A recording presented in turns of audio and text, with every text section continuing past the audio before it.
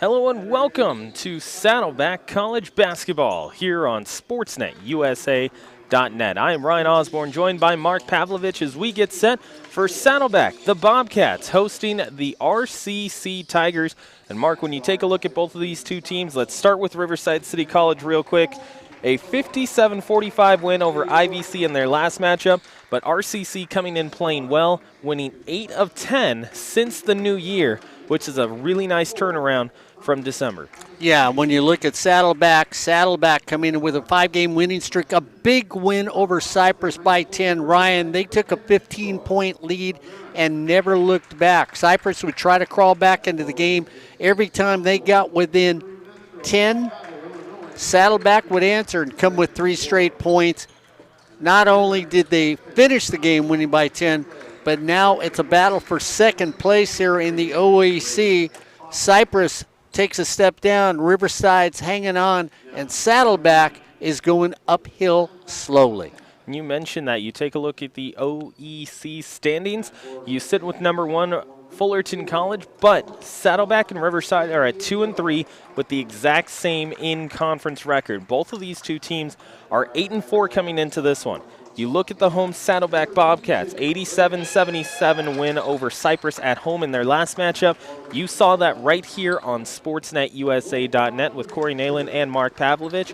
When you take a look at these Bobcats, 26 points from James Burries. He went 8 for 13 from the floor, 3 of 6 from beyond, and he was really just what the Bobcats needed in order to get that really big OEC victory. Well, what the Bobcats did against Cypress is they kept the tempo up. They never slowed down, and once they got into a rhythm, they didn't back off. They pressed, the big men hit the boards, and I can tell you, Ryan, from game 1 when Corey Nalen and I were here, you were here at the next game with me, the big men for this Saddleback team have grown a lot. And, of course, it's because of the tutelage of their head coach. We'll see what they can do tonight against a very talented Riverside Tiger team.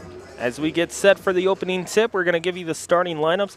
Let's start with Riverside City College. Cortland Moffitt, joined by Tommy Adesiji, who is leading the team, or is second on the team in points with 11.2 per game. Troy Barberin Jr. with Reggie Ward and Raymond Hawkins. That's the 5 on the floor for Riverside. On the other side, Torrance Farr with Jimwell Reyes, Elijah Aldebaran with Gerald Jones III, and Nick Bowden round out the 5 on the other side for the Bobcats. RCC wins the toss, and they are off and running on the offensive side of the floor. Picking up the basketball to start is Raymond Hawkins. Hawkins so far this season, 4.7 points per game.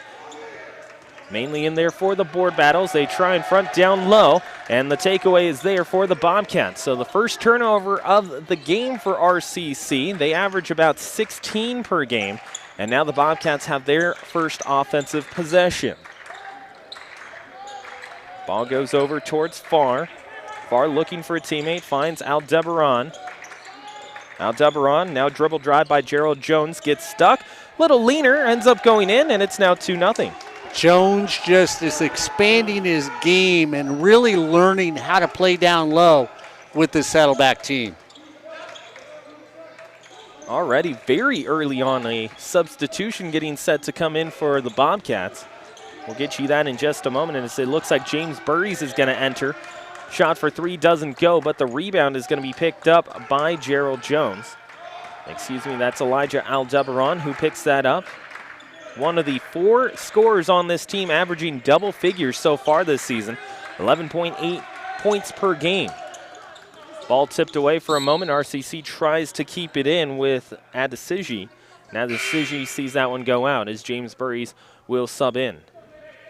Little confusion on the face of Gerald Jones as he ends up getting subbed off. The thing is, watch Reyes. I told Corey in the last game with Reyes, he's got such soft hands out there. He is a sneaky artist on stealing the basketball.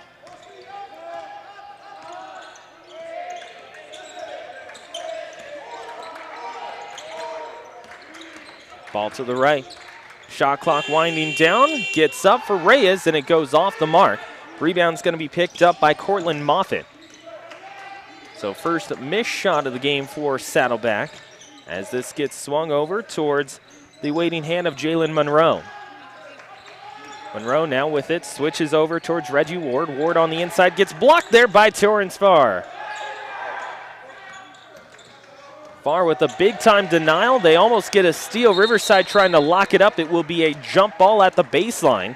It was Jimwell Reyes also joined there by Adesiji. And the possession arrow will end up going to the Bobcats. And there's Reyes with those hands I was talking about, Ryan. Doesn't get a lot of body, but he's got a very soft touch, and he knows where to put the hands at. He just doesn't grab or reach. He finds the contact with the basketball and makes the steals. Very early on, both of these two teams subbing and trying to go towards a different look as Burries ends up getting his first two of this ball game. It's now 4-0 Bobcats. Very different style from what these two teams thought was going to take place in the early going, because they brought out both of their bigs to start, and then within the first 3 minutes, sub both of them out and go for a more guard-oriented lineup. Shot off the three goes off the mark. The rebound was taken by Reggie Ward.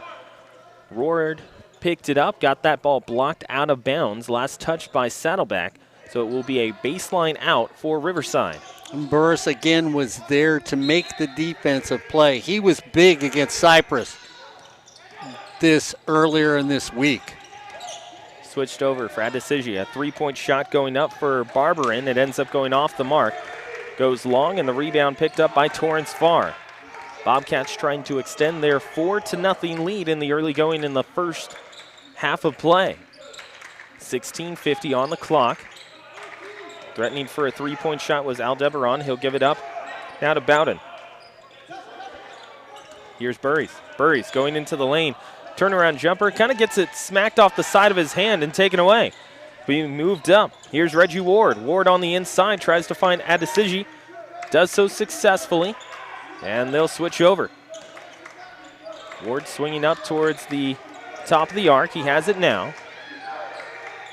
Into the hands of Cortland Moffitt. Moffitt on the dribble drive. Gives it up over to Jalen Monroe. Off the window, no good. Gets his own rebound and will end up being fouled. So the foul is going to go against Burries. That'll be his first personal and first team foul. And coming in a moment will be Gerald Jones III. We'll see who he checks in for in a second. So it was interesting because Burris sort of looked and said, wait a minute, foul on me. Looked at the referee and asked why. He told him that he grabbed the wrist. As that free throw is missed. So it stays 4-0, and Burries is going to go to the bench. And coming in for him was Jones. And in a move that Riverside also imitates, they're going to bring in their big in a moment as Raymond Hawkins gets set to check back in. So Monroe looking for the first point for Riverside. And he has it. So the free throw is made. And coming off the floor will be Jalen Monroe. Raymond Hawkins will hop back onto the floor now with Jones out there. Jimwell Reyes gets trapped for a second, able to get it inbounds just in time. Across the timeline they will go with 16:12 on the game clock in the first half.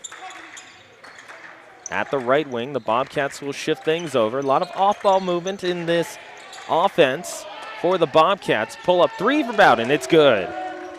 You can book it there for him, as he is an excellent spot shooter. If you give him just a little bit of space on the screen, he will knock that down. And it's 7-1 Bobcats.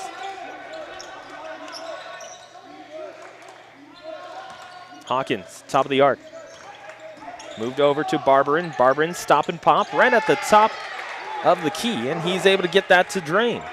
And that's where you bring the big guy in, you move the big guy out. Everybody trails the big guy. You get that easy little 15-footer to get the third point on the board for Riverside. Jones beyond the arc. One thing you'll notice with all this movement for the Bobcats, their bigs not afraid to go out beyond the three-point line, not necessarily to take shots, but to move people around, as the turnover is given away to RCC. Picked up into the hands of Barberin it went, now into the corner to Adesiji, one of the top three scorers in this lineup. Swung back over to Barberin. Barberin has the only field goal so far, as that's going to be off the window. No good. Put right back up by Reggie Ward. He gets fouled in the process. And I believe they're going to give the foul to Torrance Farr, his first personal. Yeah, Farr got caught down too deep underneath the basket, and then he was in a position that if he goes up, Ryan, the only place he can come down at is on top of the offensive guy. If he stays on his feet, he's in good defensive position. He decides to leave the ground, and that cost him a foul on the play. Couple subs in as Burries is going to hop back onto the floor. Also joining him will be Selah Robbins. Taking a seat will be Torrance Farr in addition to Bowden as well. So on the floor for the Bobcats, you have Reyes joined by Robbins in addition to Burries as well. They're all joined out there by Aldebaran and Jones. Free throw is made to make it 7-4. Saddleback with the lead. Saddleback going from left to right in the gray uniforms with gold and red trim, as that is going to be knocked out of bounds off the missed shot by Jimwell Reyes. On the other side for RCC, they are in the all-black uniforms with orange numerals outlined in gray. Baseline out. Bobcats look to break. Looking for Robbins. They've got to get it in. They find Jones. Jones wants to back down, spin around, gets it to his right hand, and the little hook shot is good to go. If he can get down low, he is agile enough to make those quick moves. Right wing, they'll reset. Moffitt initially wanted to go towards the corner. Instead, they'll try and work something open for Hawkins. Foul away from the basketball underneath. It looks like it's going to be Jones on Hawkins as he locks him up. For Jones, that is his first personal foul and the third team foul for Saddleback. Well, you look at the size of Hawkins compared to Jones. Body-wise, he's a much larger young man. He tries to get position down low. That ball gets taken away, scooped up by Reyes. Reyes ahead to Burries. Burries a 2-on-1, puts it up off the window. Good. It rattled around there for a second, and a timeout is going to be taken by RCC. Every time that Burries hops onto the floor, he is able to be that spark plug for Saddleback. 13:54 on the clock, 11-4, Bobcats over the Tigers. You are watching Saddleback College basketball here on SportsNetUSA.net. Yeah, but you watch the quarterback on Saddleback with Reyes. We've already seen him make 3 steals in this game because of his sweet hands that he plays with. He lays the ball in the perfect position so you take it on the dead run so that you're not looking or you have to reset your attack at the basket. He did that against the Chargers when Corey Nealon was here. An excellent point guard for this Saddleback team. And it's like you were talking about earlier, Mark. One of the biggest assets that he has is the ability to not only have his quick hands, but his positioning with his feet when he moves. He's able to get himself into a spot where he can get a steal, and he's not reaching in. Under 13:50 to play in the first half. It's 11-4 Bobcats. RCC with it. Adesiji, a corner 3 off the front rim, no good. And the carom is going to land to Burries. Burries will find Reyes, and Reyes walks it across the logo as he looks for everyone to move around. Robbins now with it, going against Julian Alvarez, and away from the basketball. It's going to be a foul. Looks like that foul is going to go against Lyndon Paul. Paul fouls Burries. And they're going to give it to Cortland Moffitt. That'll be his first personal and the first team foul for the Tigers. Robbins off the pick. Here's Reyes down underneath for Aldebaran. He gets the foul and is able to get it to go. Ryan, I like what you just said. Off the pick, when you watch the way they run their offense, every time they pass the ball, there is somebody else standing there just to get enough of the body of the defender. And if you get the official allowing that little light bump, these picks work so far for the Bobcats. It's working tonight. No, I mean, you look at what you're talking about there, Mark. Off the baseline, they end up breaking off of a double screen. Now, you don't necessarily see the double screen have that much spacing to it as well, because it allows for everyone to get their defender off their hip, too. So it gives them that extra space when they're looking to get open. And, of course, once the big guy, once again, running the floor, Jones is going to have to go to the bench because he picks up a quick second foul. And coming in for him, it's going to be Torrance Farr. Ball brought in, 20 on the shot clock. Adesiji, a pull-up jumper from the top. Front rim and out. Offensive board picked up by Lyndon Paul. Paul, top of the arc. Scooped up by Bryce Hall. Hall over to Alvarez. Alvarez at the right wing, watches on as it goes back to Paul. Paul behind his back. Jimwell Reyes nearly takes it away, and he does, in fact, force a turnover. That's the 5th of the first half for RCC. We talked about it as this broadcast started off. 15 to 16 turnovers is what RCC averages. They're already at 5, just about a quarter into this matchup. And you add Reyes to the mix, so let's give him 20 in the entire game. 13-4 is our score. Aldebaran on the far side. Fakes the 3, will bring it back. 7 on the shot clock. Reyes wants the layup, puts it up off the glass. Can't get that one to get to the iron. And it's picked up on the rebound by Jalen Monroe. Monroe wants to attack quickly. Instead, he'll stop up and bring it over to Bryce Hall. Lyndon Paul looking to set a screen, and it's going to be a foul on Jimwell Reyes. That's his first personal 15 foul. And everyone goes towards the side. Bowden's going to recheck back in a moment. And it looks like on the other side, Reggie Ward will join. And going to the bench will be Lyndon Paul.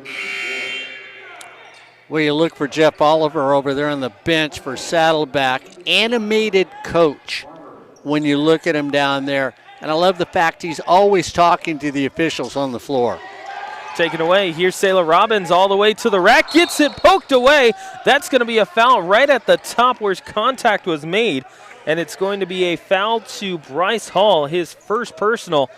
But, Mark, you take a look at that one, and for Robbins, he's in the clear, but the beautiful hustle back to get there in time for Bryce Hall. Yeah, it really was. It was a nice defensive play. You had to make sure you don't allow the easy basket. First free throw off the mark. Second missed free throw for the Bobcats.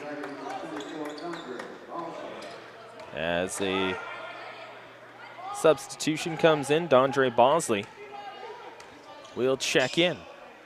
Free throw is up, free throw is missed by Robbins. The rebound is brought down, put back up there by Farr. He's able to go to the free throw line after a strong play in between two different players. He's able to bring down that rebound, and the board brings him an opportunity to go to the charity stripe. Well, Jalen Monroe doesn't block anybody out at all when everything starts happening down low. And if you're Jalen Monroe, it's your responsibility to block out the shooter. He doesn't do that. Free throw goes up. That's 3 straight missed free throws. Something that gets Mr.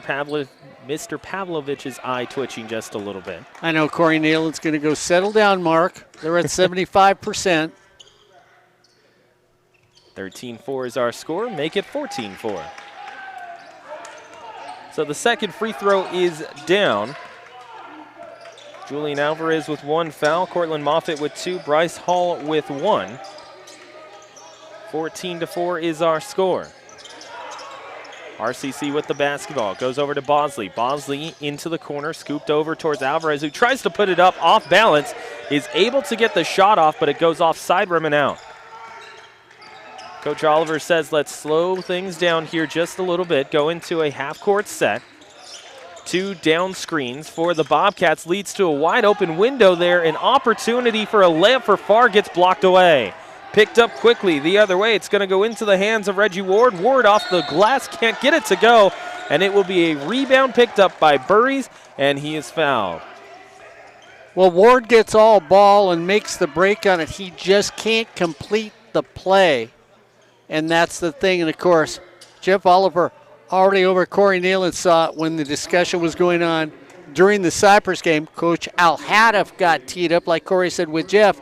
Could have got teed up a couple times, but the game was here at Saddleback, and that's why it didn't. A little home cooking for Corey Nealon last week. Foul went to Bosley. That'll be his first personal. Under 11 to play in the first half. Here's a chance. Aldebaran gets that one blocked away by Bosley, who steps on the baseline as he recovers. So 4 trips down the floor for the Bobcats and 3 straight blocks for the Tigers. But Ryan, you look at the way they're shooting the ball. They're putting it straight out. So it's like, here, you want a piece of pie? Nah, I don't like that type. They slap it away. Or if it was Corey Nealon, I don't eat pie, and they slap it away. The other thing to note, Mark, is the shot selection. Other than the 3 by Bowden, everything has been inside the key and inside close to the restricted area. Yeah, exactly. So we're having a discussion by the officials on the floor. But the thing is, like you said, too, everything's down low by Riverside. Riverside really hasn't stood on the outside, put up a lot of three-point shots or difficult two-pointers when you think about it so far in the game. 10:52 on the clock. Sayla Robbins goes back for the basketball, finds Bowden. Bowden step back 3 for a second, goes off the rim, and it will go out off the Tigers once more. So just as we were talking about the shot selection, he decides to take 1 step back and pull up from 3. 14-4 is our score, as it has stayed for the last couple of minutes. Bounce pass into Burries. Burries tries to get his defender into the air. Does so successfully and gets that one to go. The foul will be charged as well after the fact, and it will go against Jalen Monroe, his first personal, and sends Burries to the line. Right, I got to ask you, though, I mean, down low, they just, what are they, quicker? Are they shiftier? Why are they having all these easier down low shots? The biggest thing is that you'll notice these shot fakes, Mark. Initially, as Burries gets the basketball, he shot fakes, goes to the dribble, goes onto his pivot foot one more time, shot fake to the right, then he uses his pivot foot to go back to his left hand and is able to put it up. It's those shot fakes, those head fakes, and shoulder fakes that are getting the defenders inside the restricted area to go up quickly, and they're caught. Free throw is made. 17-4 is our score. 10.5. Here's a 3 taken there by Barberin. No good. Burries with the rebound. That'll be his 3rd. Into the corner. Robbins wide open for 3. Hits back rim and out. Poked up ahead. It will go over towards Barberin. Barberin to Adesiji, and he gets that one blocked out of bounds. Adesiji thought that was going to be contact onto his hand. Initially, Mark, from where we're standing, it sounded like there was some contact to the hand, but once again, we are at the broadcast location, not courtside. And coming in, it will be Miles Ward on the other side for the Bobcats.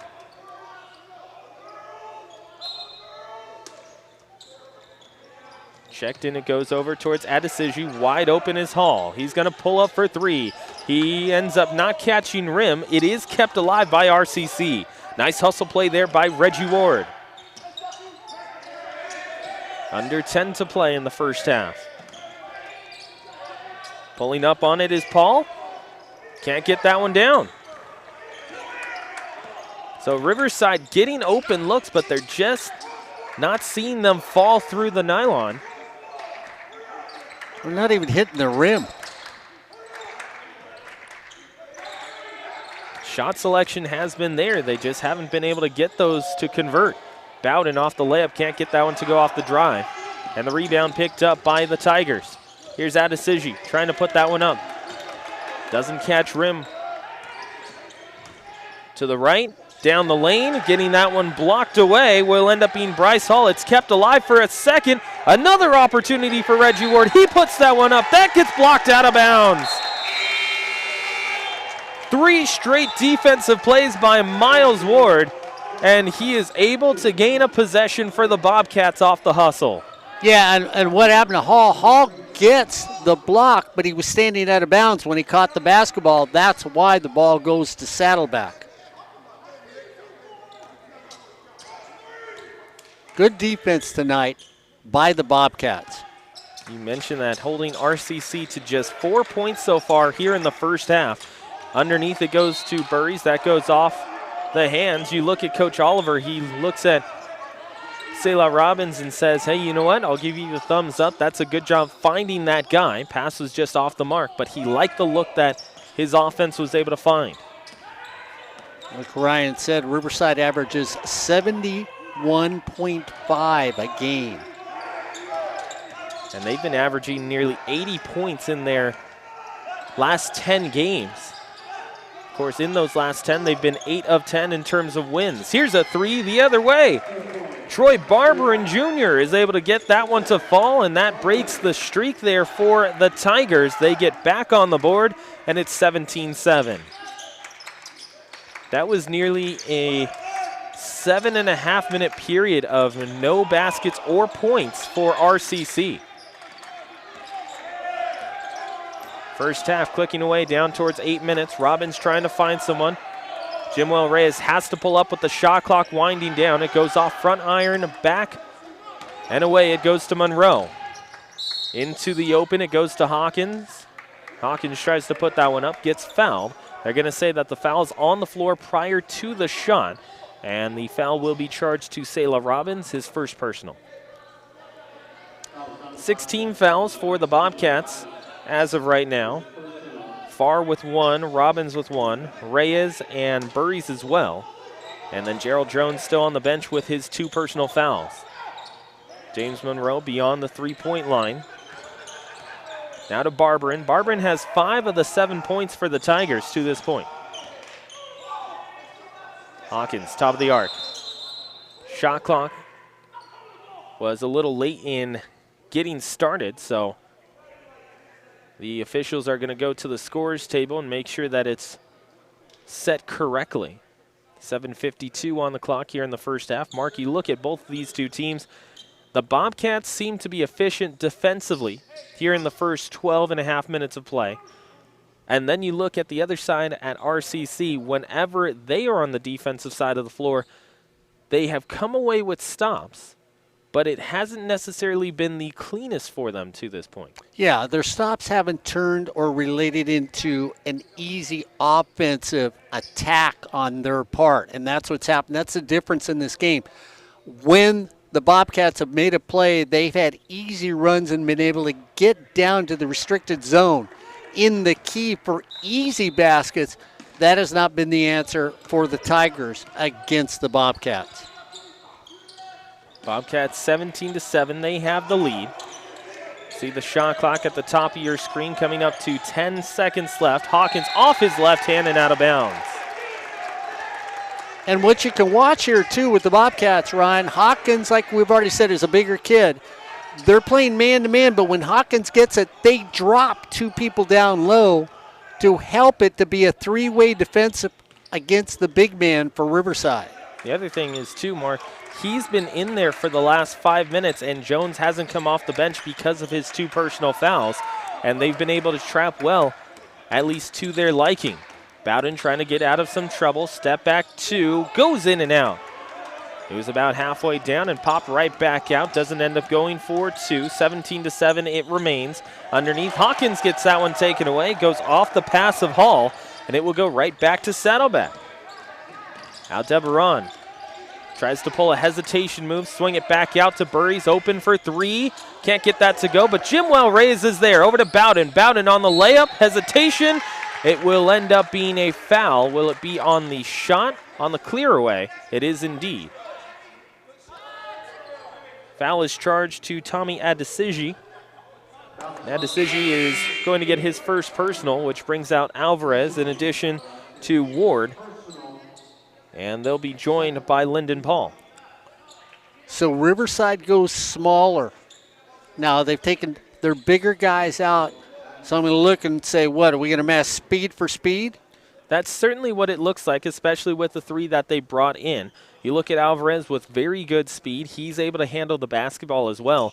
And then we've seen from Ward so far, he is able to not only rebound, but also get shots up as well. So a little confusion. Everybody thought He's getting +1, makes the basket, so he gets one more. It's 1-1. Makes 2. That makes it 19-7.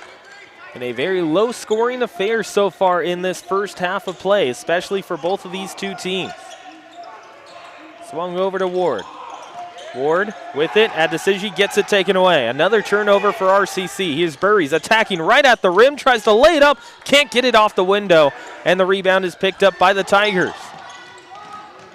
Here's Ward. Reverse layup off the glass. No good. He ends up hitting the floor hard. He will go to the basket, or excuse me, the charity stripe for 2. So here, let me ask you, because I know you're calling turnovers by Riverside. So are they turnovers or are they good defense by the Bobcats? You know, I think on the 7 turnovers that we've seen, 5 of them have been actual turnovers, whether it be a bad pass, which we've seen on each of the last 3, or they just dribble into some traffic. But you haven't necessarily seen those swipes so far, which would go to what you're talking about, whether it's really good defense. And there is credit to be given to this Bobcats staff. They are making sure that they activate, they get out beyond the 3-point line, make sure that they apply a lot of pressure before RCC even gets to the 3-point line. But RCC making a few mental mistakes here in the first half that has cost them.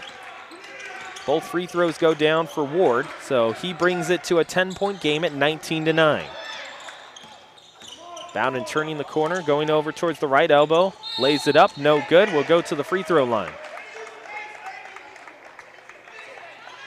Bowden's got a great first step. He makes that turn when the alley opens. He doesn't hesitate, and Ryan, that first step is just enough to get him to the basket, either get contact for a foul or an easy layup. You know, it's interesting when you go back to what you were talking about earlier on in this first half, where we've seen the layups for the Bobcats. They're going straight out with their hand. It's also forced them to not necessarily have the power that they would like on those layups to get to the rim. You see it there from Bowden. We saw it earlier from Burries as well. They're getting open. Their hands are open to get up towards the rim. However, because they're going straight out, it's not giving them the leverage that they would like, so that way they can get it up to the rim. First free throw is good. The second one goes off the mark. So it's 20-9. Layup the other way is good. Alvarez is there. And he took the advice of Mr. Osborn and said, "You're right, Ryan. This is the proper way to make a layup." Here's Reyes. Reyes looking for a teammate, looking to find someone, gets it tipped away. It goes to Adesiji. He's going to bring it all the way up and finger roll it in. So after not scoring for about 8.5 minutes, the Tigers now have 6 points in the last, we'll say, 65 seconds of play. Here's Reyes looking for someone, finds Aldebaran. Miles Ward looking to set a pick, does find Bowden, sets one, the 3 off the front rim and out. Aldebaran, power dribble, ends up going over to Miles Ward, tries to catch someone in the air, does so, but it doesn't end up going in for him. Alvarez will stop things up as RCC looks to push quickly. Into the front court they go. Adesiji on the left wing. Now into the corner for Alvarez. Alvarez wants to drive baseline. Reverse layup is there. Timeout taken by Coach Oliver as we will find ourselves now with a 20-15 game between the Bobcats and the Tigers.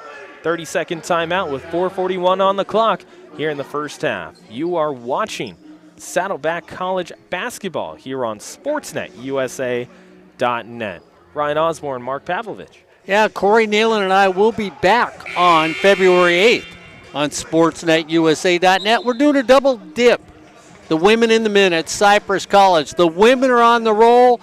The men have slid off into maybe the soup line, the way they've played. So we'll see if Coach Al Haddaf can turn the team around this coming week. Both those games starting at 5 o'clock on SportsNetUSA.net. So at one point, this was a 15-4 game. And that was just about 2 minutes ago or so it felt. Now it's 20-15. RCC has brought it back to within 5. Foul at the top as Burries goes up, and this one is going to go against RCC. It will be given to Adesiji. That'll be his second personal, and for his team, that's the 9th personal foul, which brings both teams into the bonus. Yeah, and really when you think about it, the free throw line has been keeping the Bobcats in the lead, Ryan. When you look at it, they've been to the line more than Riverside, and they've made more free throws, Corey Nalen. So that's why right now it's all Saddleback. Hall is coming back in, averaging about 3 points per game. However, his impact is felt on the defensive side of the floor, averaging around 1 to 1.5 steals per game and about 3 to 4 rebounds as well. Second free throw is good, 22-15, 7-point difference. Under 4.5 to play in the first half. Alvarez, who has each of the last 4 points for RCC, will bring it back out. Initial jab step, looking to go to his right, and he sends that pass into the crowd. Well, the 4 young ladies that are over across the way, they're here for all the games, and I think he just got confused and said, wait a minute. It happens, especially if you're my age. It's very easy to get confused. 4 minutes on the dot. 22-15 is our score. Saddleback with the basketball. Moving over is Reyes. Reyes hesitates for a second. And in between 3 different defenders there for RCC is able to tap that one off of a Tiger and out of bounds. Baseline out with a fresh 30 coming up for the Bobcats. Reyes with an easy shot, an easy layup. And once again, and Hall takes it away. We were just talking about his defensive prowess, and he's able to go right over top of Reyes and lay that one in. Ryan, the Tigers have fought their way back into this game. There's no doubt about it. 22-17. It's back to a 5-point difference. And, Mark, we saw them taking a lot of shots early on here in the first half, as Reyes is going to get this one to go for 2, and he'll go to the free throw line as well. But we saw the shot volume for the Tigers, and the shot selection was there, but the shots just weren't going down. They weren't catching up to the rim, or if they did, they were long rebounds. Now you're looking at RCC saying everything has to go into transition and everything has to go baseline drive, and it's contributed each of the last 5 times they've gone down the floor. Yeah, and Reyes finally did what Ryan Osborn has suggested that the Bobcats do when he's going to drive to the basket for a layup, not to lay it out there like we've already said, as we get a technical foul. It is, in fact, a technical foul against the coaching staff of Riverside City College. They didn't exactly specify who it was against for the moment being. So Jimwell Reyes is going to go to the free throw line, and the free throw is in. So that one's made. And now this is 2 weeks in a row that we have seen technical fouls against the opposing coach here at Saddleback College. Different referees. But what a thankless job. Have you ever been an official? No, because the main reason is I don't have the people skills to be able to talk to the coaches enough and listen to the coaches and keep my cool as well as they do. 3:18 to play. Underneath the basket, couple of hesitations, couple of shot fakes, leads to a bucket for Reggie Ward.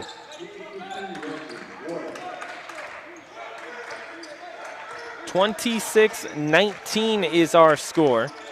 3 minutes left here in the first half, and the scoring has picked up quite a bit. Out to Burries. Burries' initial shot fake, puts the dribble down, puts it back up on a 3, doesn't make it, and it stays at 26-19, a 7-point difference. RCC with the basketball, scooped over towards Monroe. Monroe going to bring it back over to Paul. Here's Alvarez for 3, and that doesn't end up catching iron once more. And Ryan, do you think the frustration is only about the officiating, or they have missed some shots so far from the baskets? You got to wonder if the coaches are upset and it's just rolling over to the rest of the game. That was part of the thing that you heard on this right-hand side is the shot selection there. They wanted to go down low. They felt that they had a mismatch underneath with Ward. Didn't end up going there, and the shot goes out of bounds. Here's Bowden scooping to his left. Left-handed layup is there. Nice move to get around two different guys, 28-19, and it's a 9-point difference. Faking a three for a second is Paul. Paul underneath, contact. He's going to go to the free throw line for 2 shots. And that foul will be against Torrance Farr, his second personal. When you look at the standings right now, Saddleback is 24th in the latest standings, and Riverside is tied at 27th in the standings.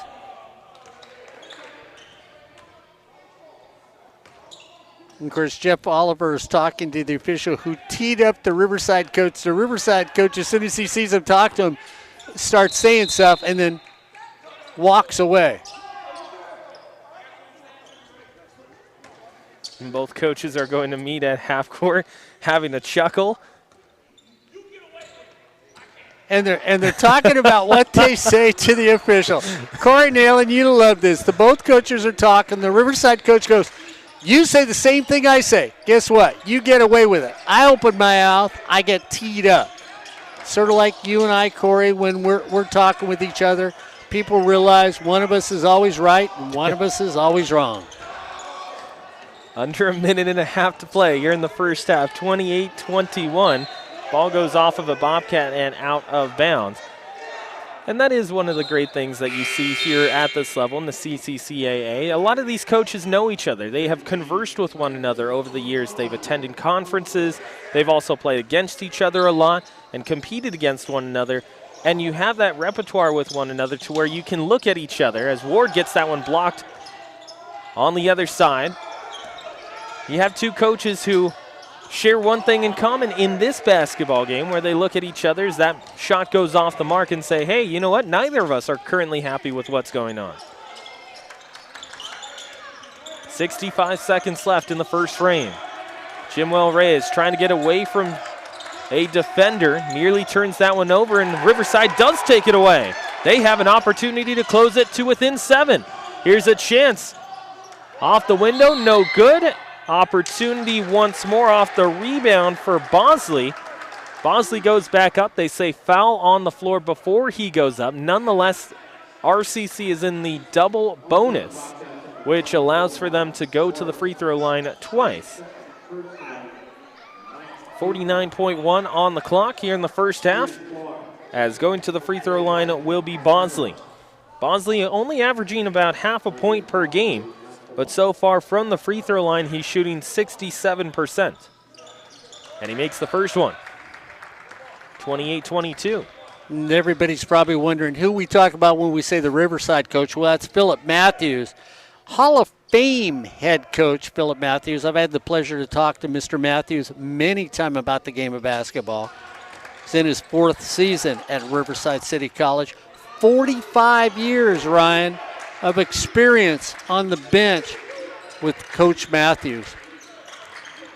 Under 40 to play, just a couple of years there, Mark. Just a few. 28-23. Bowden, shoulder fake, no good. Gets that to go. 32.1 on the clock. And he will go to the free throw line. And it's 30-23. 32.1 on the game clock as Bowden goes to the free throw line. So far this season for Bowden, shooting 87.5%. That puts a smile on Mark's face. I like that. I like that. Takes the free throw, 31-23. 8-point difference with under 30 seconds to play. Shot clock and game clock currently separated by about 1.5 seconds. Scooped out, goes over to Bosley. Bosley can't find an open lane. 10 seconds left in the half.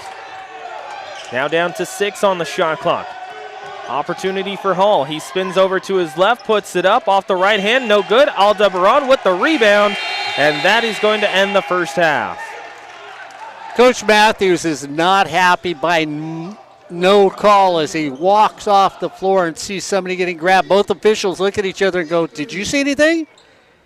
And of course, the typical answer is, "I didn't see anything. Did you see anything?" "No, I didn't see anything."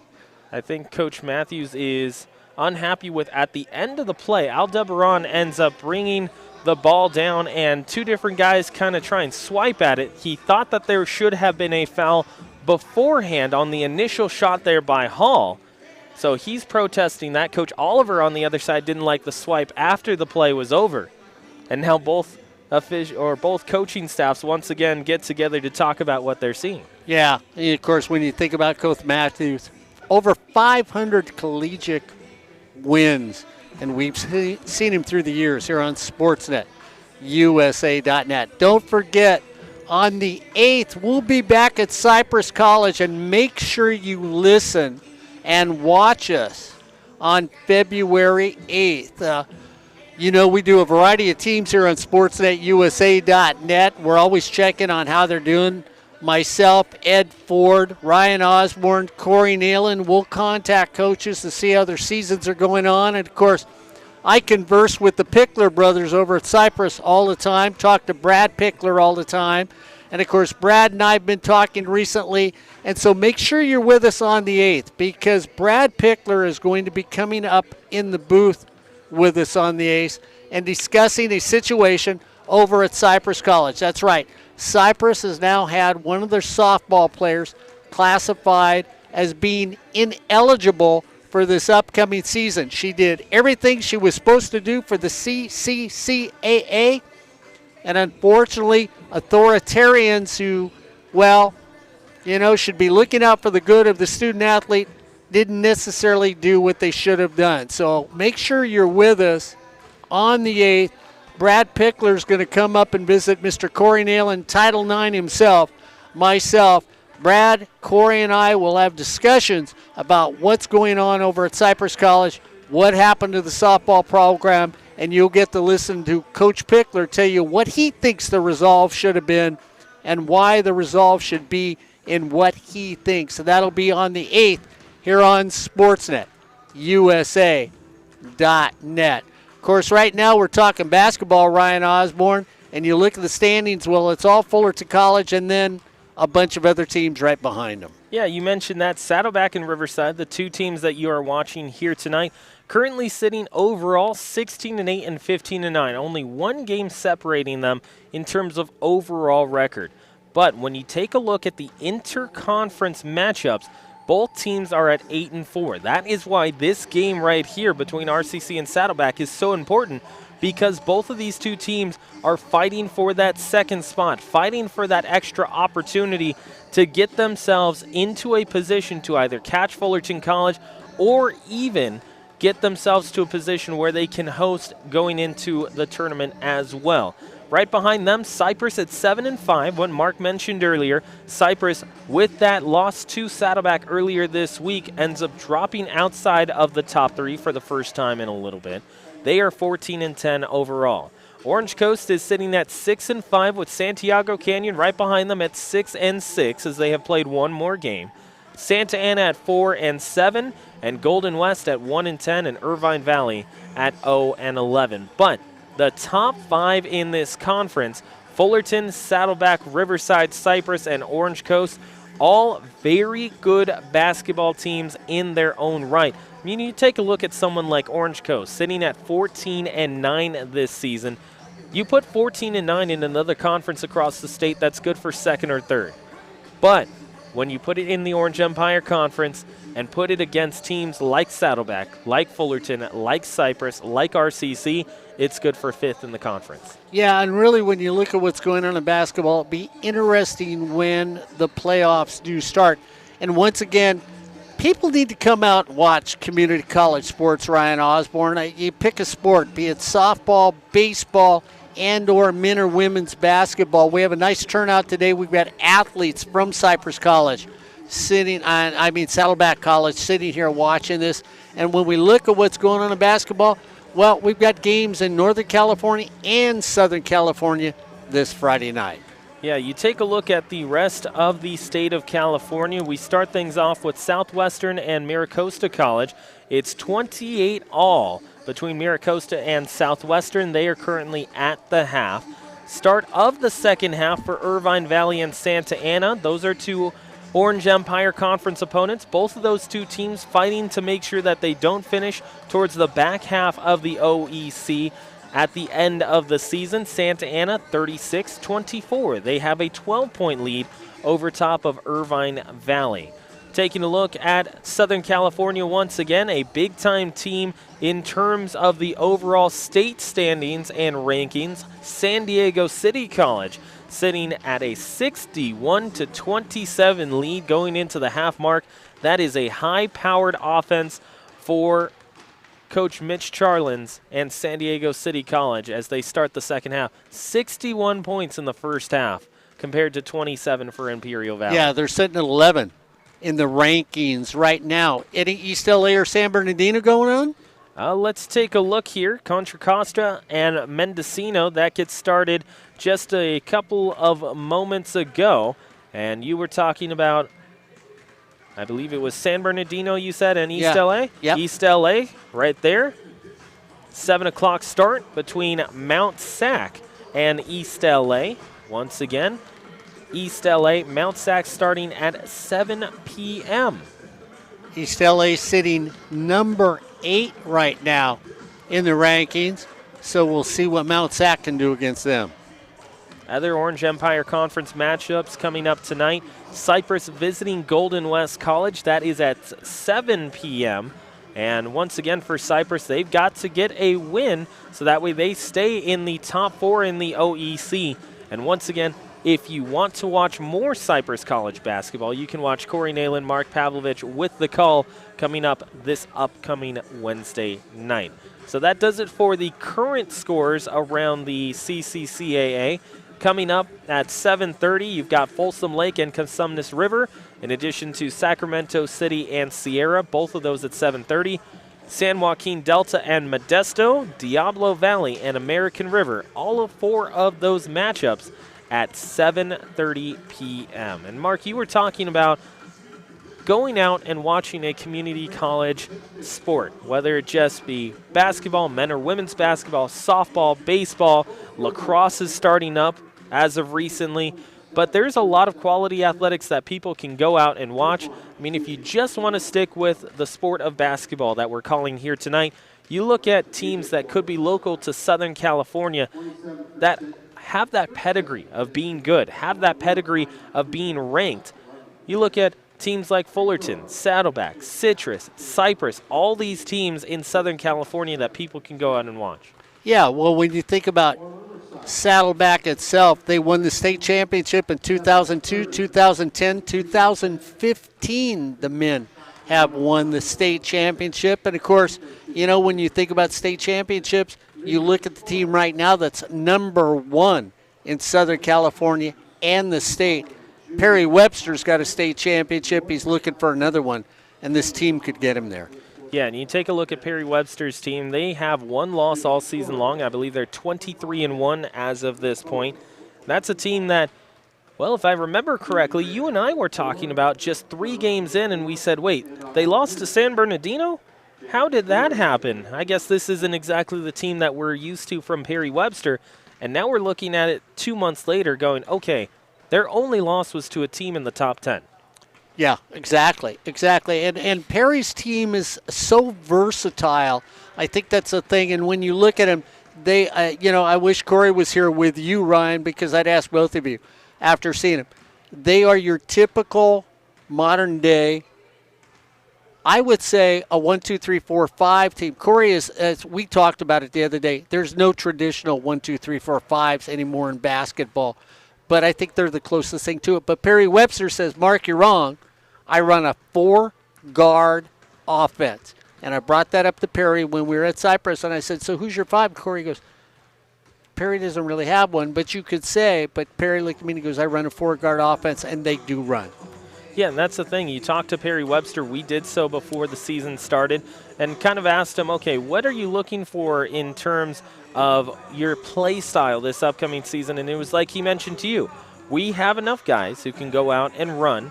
We have enough guys who can go out and handle the basketball. We just need someone who can be in the middle to protect the rim and grab some rebounds as well. So they have not only the personnel, but the talent and skill and quickness to be able to get out and run. When you take a look at the rest of the overall rankings in California, Citrus at 16-2 is number 3. San Bernardino Valley, like Mark mentioned, is number 4 in the state of California, a 16-3 record there as well. East LA at 15-3, number 6. And then you look at teams like San Diego City, College of the Sequoias, LA Harbor, all of these teams here in Southern California. In fact, Mark, nearly 75% of the top 15 is here in Southern California. Well, and here's the thing, and I'm going to put you on the spot because I always say it to Mr. Nealon. You've done water polo, you've done softball, you've been around for football. When we talk about the OEC or the SCFA, both you guys tell me Southern California sports are probably the best in the region. Is this true for OEC and what you've looked at in the OEC?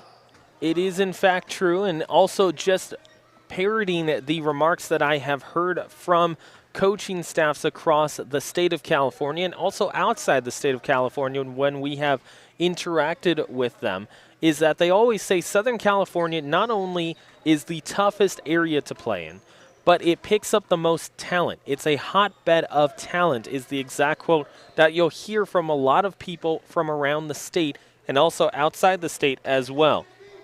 Now there's a little confusion on the floor as the game clock has turned off, so both teams are kind of confused with how much time they have left to come back out onto the floor. We'll get that set up in just a little moment. But continuing our conversation a few moments ago, Southern California ends up bringing out some of the best talent, not only in basketball, but in baseball, in softball, water polo we have seen as well. Just talking with a guy like Gabe Martinez, you take a look at a team like Golden West College or Orange Coast in terms of water polo on the men's side, very traditional power too.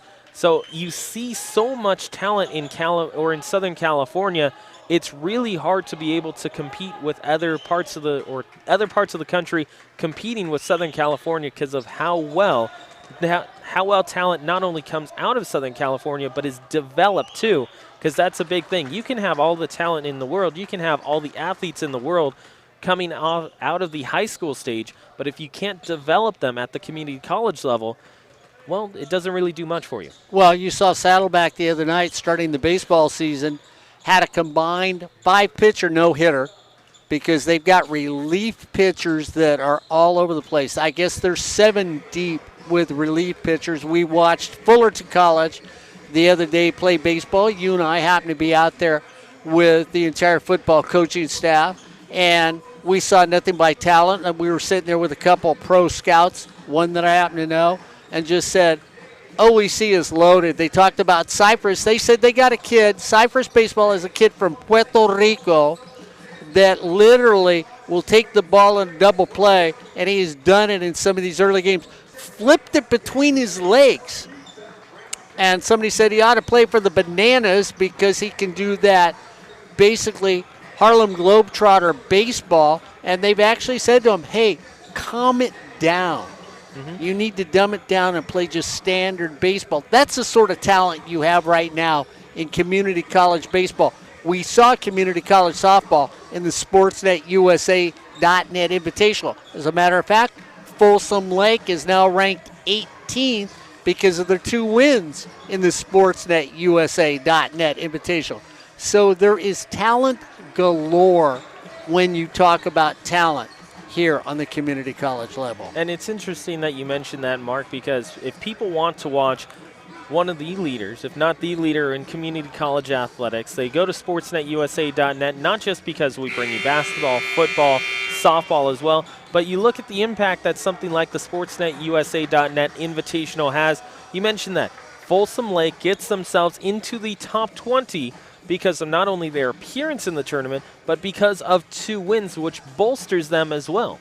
Yeah, and they really did. They played well. They were pretty good. OCC in the one game they played was extremely impressive that we saw there. Cody's got her team going. And like I said, don't forget, February 8th, we're going to have Brad Pickler on the air with Corey Nealon and myself, one of Brad Pickler's players for softball, deemed ineligible to come and play. Coach Pickler's going to come up, visit with Corey and I, explain the situation and how it has been handled so far by the CCCAA here on SportsNetUSA.net.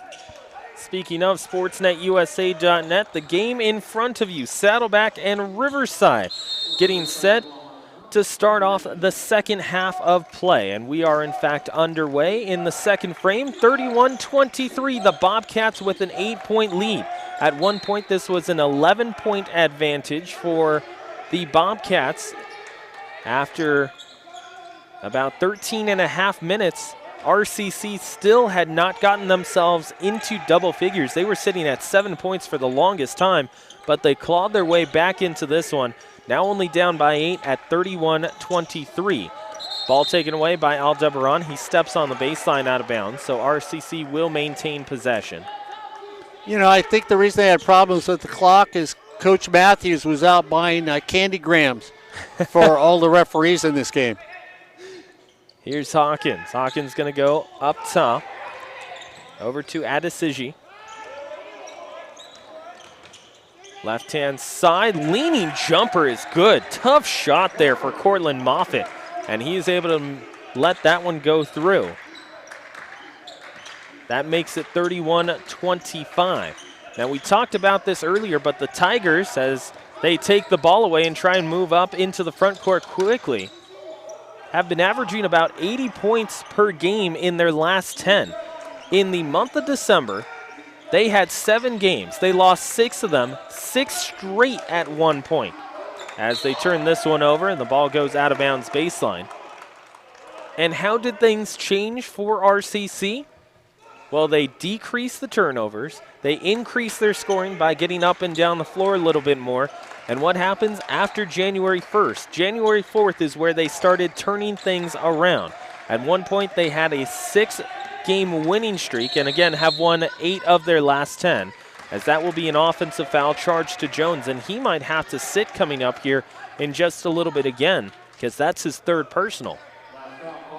But RCC coming into this one averaging around 80 points per game in their last 10, and in the first half of play, only 21 put up.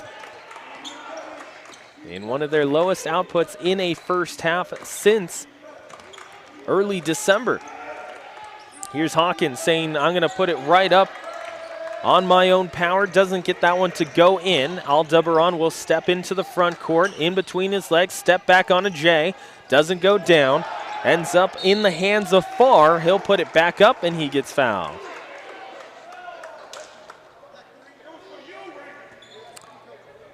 Foul goes against Cortland Moffitt. That's his 3rd personal. So 2 guys who were in foul trouble in the first half end up getting 2 quick fouls in the first minute and 46 seconds of the second half. You know, I think Coach Matthews is trying to figure out how he won 500 basketball games when he's not getting one call his direction. The Bobcats get the first free throw to land for Torrance Farr. Taking a seat there will be Cortland Moffitt. And hopping onto the floor will be Bryce Hall. 18-14, just underway here in the second half as Hawkins is going to haul in that rebound. 32-25 is our score. Saddleback with the lead. They're going from right to left here in the second half of play. On the other side for RCC, from left to right. Adesiji nearly turns that one over. Has to spin, keeps his pivot foot. Now to Hall. He'll find someone in Ward. They play catch.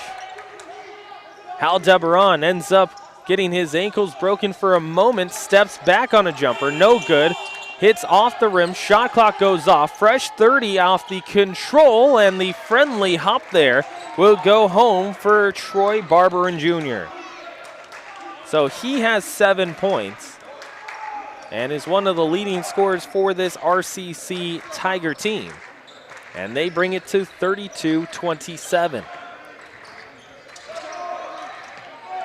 Elijah Aldebaran, 11.8 points per game, gets smacked from behind. That will go against Hawkins. And if I'm not mistaken, that should be his first personal. He tomahawked the player, so he's coming out of the game. Coach Matthews is going to take him out. So Hawkins takes a seat. Here's a chance for Burries the other way. Too hard off the glass. They're going to call a blocking foul on that. And Burries will go to the free throw line. Little late call, Ryan. I mean, the basket goes up. The basket is missed. Then the foul is called. There wasn't a whistle on the initial contact. So I can see where a coach would sit there and say, you know what, I'm not going to argue anymore because there's no reason for it, but can feel like they're not getting the calls by the officials. Burries off the mark on his first free throw, 32-27. Both of these two teams coming into this one shooting pretty well from the line, but both of them have missed about 50% of their free throws here tonight. Yeah, and you live and die by the line. I know that there will be the discussions come the 8th on that between Mr. Nalen and I, but, you know, Perry Webster has said, hey, you know, he likes the number where I think it should be. Coach Alhada, Coach B thinks, you know, the number that Corey Nalen likes is acceptable. I'm going to ask Ryan Osborn in a second what he thinks is acceptable. Here's Ward from beyond the three-point line. Make it Hall. Hall looking for some open space. Does find Ward now. Ward wants to go to his left hand. He gets fouled. I believe that's going to go against Jimwell Reyes. And that is, in fact, the case. So for Reyes, that'll be his second personal. And with 16:44 on the clock here in the second half, it's still 33-27. They called the foul on the floor, so it's not a shooting foul. Baseline out. Everyone breaks. RCC has to get it in quickly. They do so with Ward just in time.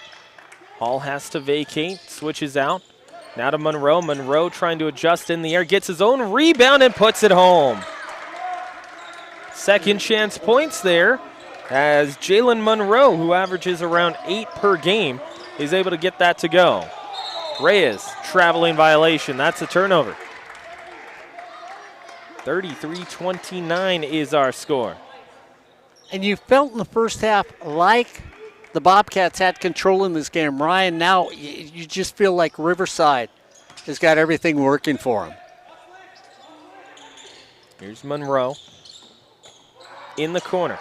Left-handed shot, moves to his right hand off the dribble, tries to put it off his right hand, gets his own rebound again. Second time that has happened. And are we going to get a jump ball? We are indeed. Possession error goes to the Bobcats. Do you know, I actually saw a technical call for a flop here at Really? Saddleback the other night with Corey Nalen. I've never seen that in basketball. I've seen it recently, called a lot more, especially in the last 3 years, when there was a directive that we were told a couple years ago by the CCCAA to pay more attention to those flop opportunities.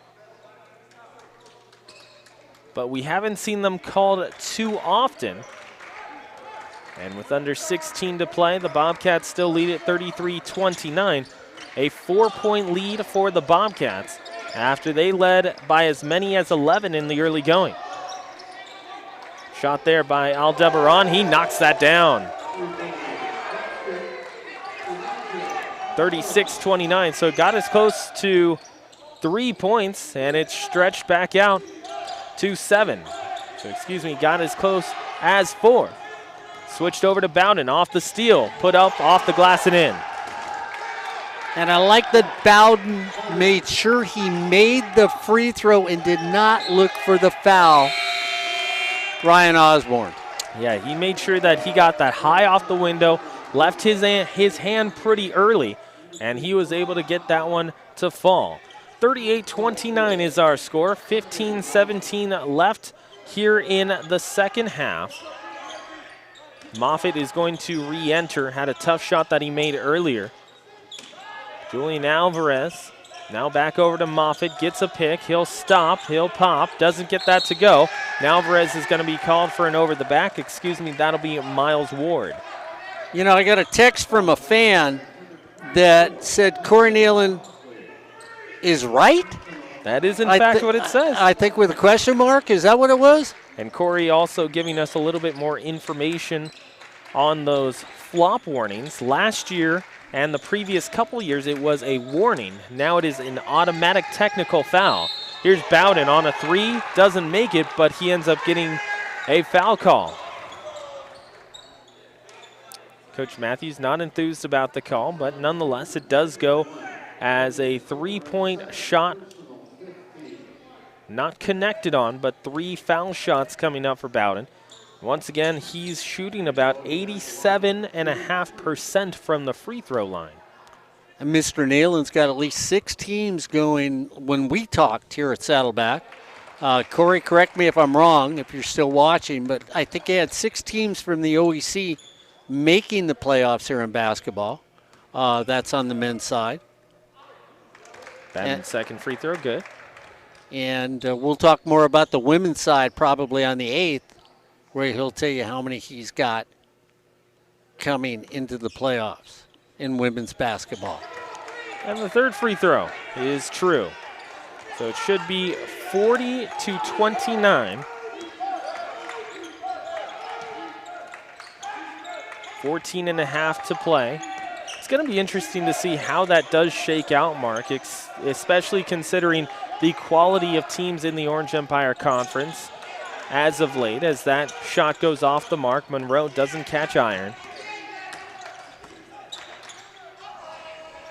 There's a three from Bowden, doesn't work. 41-29, largest lead of the game for the Bobcats. So it got as close as 4 points, and now it's all the way back up to 12.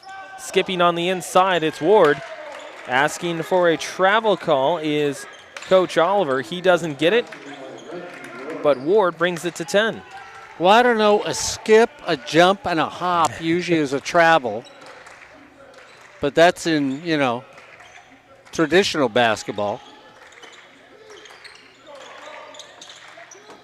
41-31, 10-point difference. Here's Burries underneath. Gets that high into the air. Looked like there was contact on it.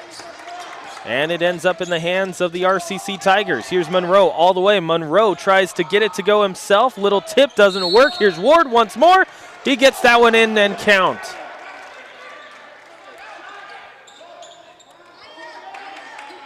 The 2 will go. 41-33, and Mark, in a first half that seemed like neither team was really awake. Now both of these two sides here in the second half seem like they have all the energy in the world awaiting the weekend. They do, and since I've got a guy to line, what do you find acceptable percentage-wise for free throws?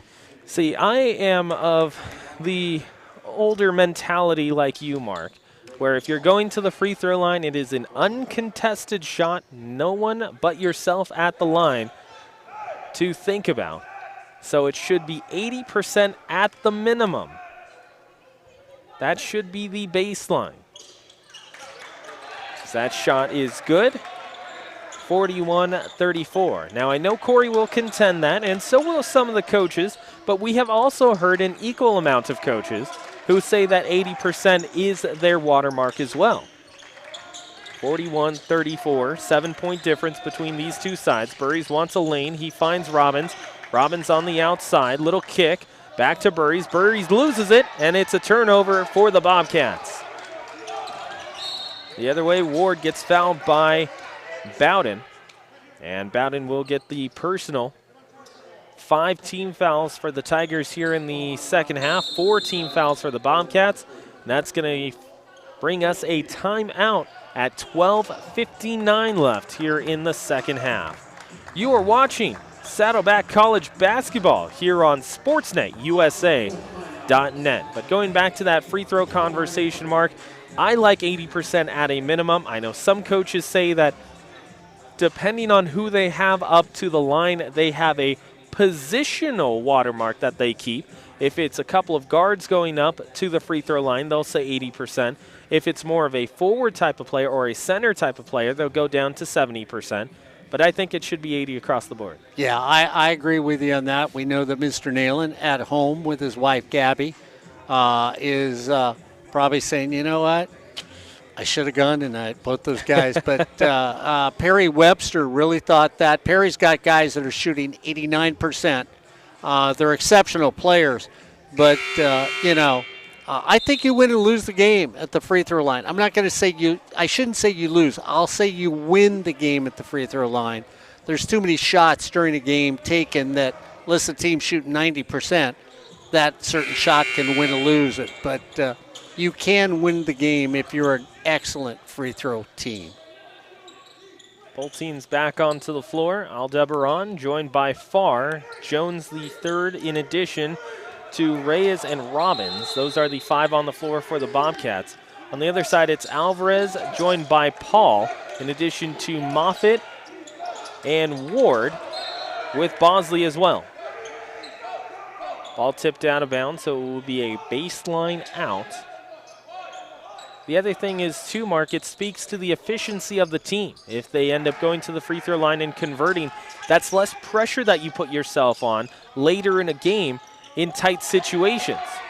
Lots of contact there, taken away by Aldebaran. Elijah moves it across the timeline, gets it past the logo. Up by 7, the Bobcats leading it 41-34. Scooped up by Farr. Here's Aldebaran. Left-hand jumper for 3. Online, doesn't go through. Under 12.5 to play.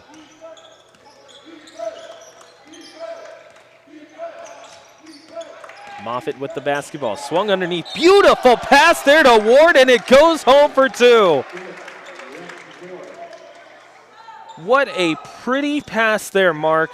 From Moffitt at the top of the arc, he found his guy on the pick and roll. You were talking about it earlier. You set a screen, you roll off of it, present yourself. Yeah, and he feeds it right down the middle. I mean, everybody's going to talk about that little, pass that Mahomes makes to his fullback. Same play. You flip it right down the middle. The guy is there. Easy layup. And Riverside, Ryan, is not going away in this second half. It looked like it was going to be the Bobcats, and now Riverside Tigers are back in the game. Just 3.5 minutes ago, this lead had stretched out to 12 points for the Bobcats, which was their largest lead of this game. And now you're sitting at just a 4-point difference between the Bobcats and the Tigers at 41-37. Aldebaran will check out. Foul was called on the floor as they tried to get it over to Jones. Jones is going to set a screen. It goes over to Jimwell Reyes. Reyes with it for 3 from deep. Doesn't get it to go. Jones taps it out, but it will be controlled by Paul. Lyndon Paul looking for a teammate. He finds one in Moffitt. Moffitt, right side of the arc, tries to drive inside. Kick out. Bosley for 3, no good. Goes too far for Bowden, and he gets fouled by Paul coming in behind. Paul was trying to get the strip there as the rebound was controlled. However, he ends up seeing that one get called against him. 11:33 on the clock. 17 fouls on the Tigers in this half. And here's the thing, Ryan, with me with 3-point shots. The Tigers have not been close as the first free throw is good in this game. So come in. Corey and I talk about this all the time. Come in 5 feet and take that shorter shot. I mean, I know everybody likes to make the 3-point shot. It gets you back in the game quicker, but when you're not even hitting the rim, it's time to move. Bowden misses the second. 5-point game, 42-37. And you mentioned that, Mark. That's one thing that is also big for these programs who are having trouble getting the basketball to go through the hoop, as that's going to go in for Ward once more, and he's underneath with 8 points. If you're having troubles and struggles early on in the game, as a timeout is taken by Saddleback, 11:08 left here in the second half. 42-39 is our score. You're watching Saddleback College basketball here on SportsNetUSA.net. But a way that you get yourself back mentally into a ball game is by not settling for those three-point looks. If they're not going in, what you do is to get yourself into a rhythm, you take a couple steps in, take those mid-range jumpers that are easier to connect on, you get yourself into a rhythm, get hot, and then you start stepping back out again and seeing if that's working. But those mid-range jumpers are really big keys for teams that can't get things going early on in the ballgame. Yeah, and I'm going to go back to free throws too, Ryan. You've heard it more than once in a game, be it us call it or somebody else call the game. The best way to get a shooter going is to get them to the free throw line so that they don't have anybody with pressure on them. And next thing you know, they can get their stroke down. Once they get their stroke down, that rhythm comes back to them. The rhythm comes back to them. They can start making them from 3 or from 3 feet. Back out onto the floor, 11:08 left in this one, 42-39. It is a three-point matchup with 13 minutes on the clock. It was a 12-point difference. Now it's just 3 between these two sides. Two Orange Empire Conference opponents who are trying to get possession of second place in the OEC. Jimwell Reyes looking for a teammate. He's got someone at the top of the arc in Jones. Jones will hand it right off over to Robbins. Robbins looking for someone. Beautiful jump stop there by Robbins, and he gets that jumper to go. Markey, watch Robbins there, goes to his right, stops, jumps with both feet, and gets the opportunity to allow the defender to blow right by him as he hops into the air and gets a clean look at the basket. 44-39. Bank went down earlier, so a foul here brings the Tigers a baseline out. Burries is going to re-enter, and he will bring out Torrance Farr. 17 fouls for the Tigers, which puts the Bobcats in the bonus. Here's Ward, traveling violation. You could hear Coach Oliver over to our left calling for it, and he got the whistle he was looking for. Just over anticipation there, Mark. Yeah, I like Coach Oliver. I mean, he's a coach that you walk out to and says, hey, nice you guys are out here. Hope we just don't really look bad tonight for you. And you just sort of chuckle with him. Very light-hearted gentleman, nice coach. Brings a world of experience to this Bobcat team, and it is shown in their last games. So we're getting some stats from Mr. Corey Nalen. 10-10 on the clock. Deep shot coming up, doesn't end up working. Rainbow doesn't fall, which brings the rebound going over to Monroe. Make that Lyndon Paul. Adesiji over to his right. Gonna look for someone. Finds Ward. Top of the arc, he finds Paul. Everyone rotating around. That's gonna be an offensive foul. That gets called on Troy Barberin Jr. An illegal screen was set as he was a moving pick there at the right block. And he gets called for it, which ends up being a turnover. Corey Nalen saying City College of San Francisco last year, state champions, 67% from the free throw line. Fullerton College, state champions in 2019, 76.4%. And Saddleback in 2015, 72.9%. Aldebaran kicking it out to Robbins. Robbins for 3, back iron, no good. Rebound taken by Adesiji. He tries to break into the front court, goes 1-on-2, gets the shot off. It will end up being a foul, so he'll go to the line, and a technical foul is going to be called. Bowden ends up being called for it.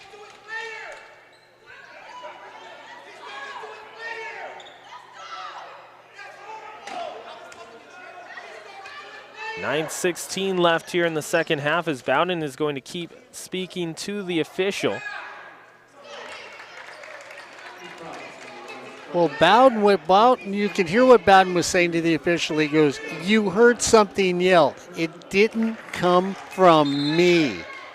is what he's trying to tell the official. She heard a swear word or a derogatory comment. She thought it came in his direction, is what she is saying. And Coach Oliver's saying, hey, just let it go because you can't convince her differently. I think it's great. Corey picked out 3 teams in how many years of community college basketball? And you know what the best part is, Mark? He picked one team that was so close to 80% that you round up. Yeah, I agree. It's like going to dinner with Corey. Round up. Round up? Yeah.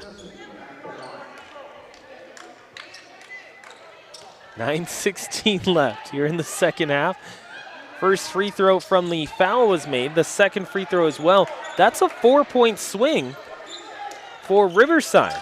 Yeah, and I think that's the other reason that Bowden was upset too, because now I can't say he didn't say it because I'm not down there. Taken away. Here's Moffitt. Moffitt the other way, tries to put it up, puts it in. That's going to take the lead, and he'll go to the free throw line. The adjustment in midair to get an open look, and it will bring him to the free throw line. And I was so excited watching the play, I sort of did like Corey's done before. Whoa, I'm supposed to move the camera. 45-44, RCC takes their first lead in this game with exactly 9 minutes to go.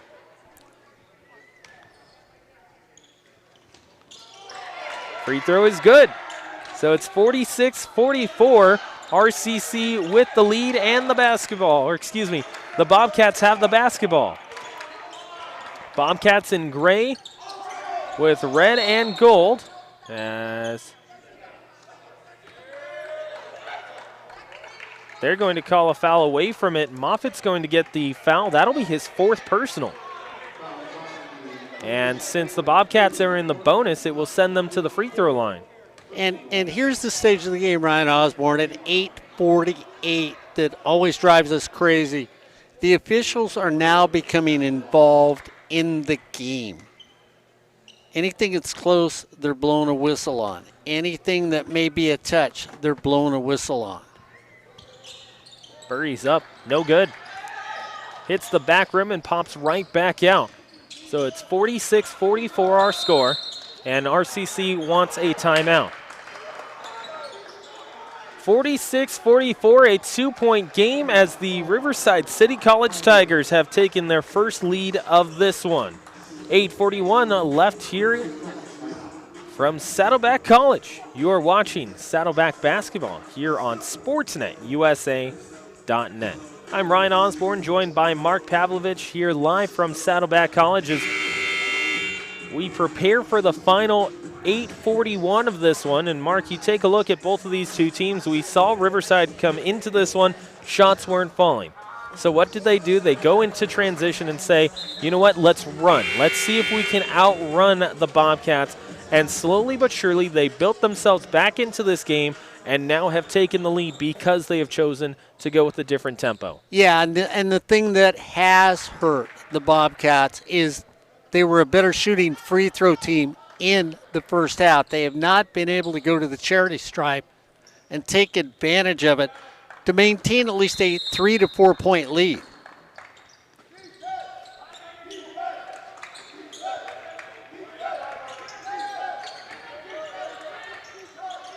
Three-point shot by Paul doesn't go under 8.5 as Jimwell Reyes will bring it up the floor. Reyes looking for far beyond the three-point line, averaging around 6 per game. Left-handed layup ends up going in. That ball just sat at the top of the cup and was threatening to fall back out as Burries loses his shoe, tries to put it back on mid-play. Coaching staff says forget the shoe and rejoin the defensive effort, as that will be a foul the other way. Both teams in the bonus. And Ryan, when you think about this, and Corey, if you're still watching at home, what has happened in this second half is it's touch foul, touch foul, touch foul. This game has slowed down immensely. We have been at the stripe, Coach Oliver's getting talked to down at this end. They ended up giving him a warning which caused a little bit of a clatter from our right-handed side, where the Riverside City College coaching staff was asking how come he gets a warning, but earlier we got a technical. Well, there's a black line painted down on the floor right next to the official table. Coaches are not supposed to cross it. If you watch the Bobcat coaching staff, you'll see that they've looked at it as a swinging door tonight. Here's Bowden. Bowden trying to get it underneath to Burries, and you were talking about it, Mark, the amount of whistles taking place in this second half. Fully changing things up here. Yeah, and when it gets like this, too, it gets very difficult for teams to have a rhythm. Every time you go down, you get touched, the game stops. You get touched, the game stops. So it's hard to kick it back into gear as that free throw's made and be running. And you talked about Riverside being a running team now, Ryan, to get back in this game. If I keep stopping it every 30 seconds, your running game is just taken away from you. Burries first on line. Second one is up. No good.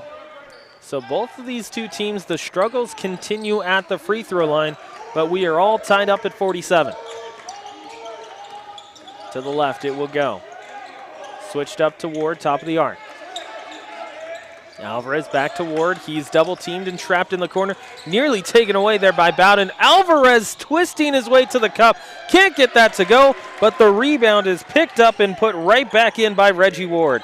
He averages 7 rebounds per game and 2.1 on the offensive glass, and he shows you exactly why that is so.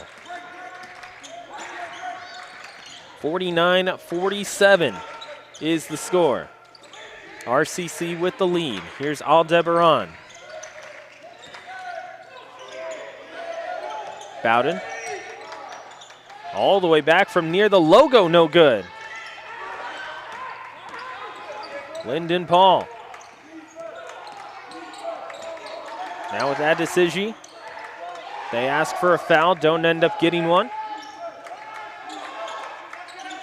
Alvarez looking for a mismatch. He has Bowden. Adesiji over to his left. 10 seconds left on the shot clock. Step up, pull up. From the elbow, doesn't connect, and it will be in the hands of Reyes. Kind of an interesting shot there by Ward. It looked initially like he was going to pass that one away. Takes one dribble to his right and then pulls up into the shot, as the foul will be given to Lyndon Paul. And Monroe's going to come in.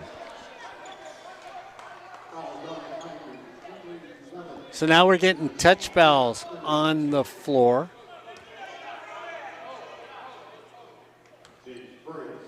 And Ryan, here's the thing too. You've seen Riverside drive to the basket. That's what they've done in this half to get in the game. They forced the Bobcats to play defense, and when they can't, they've gotten the foul.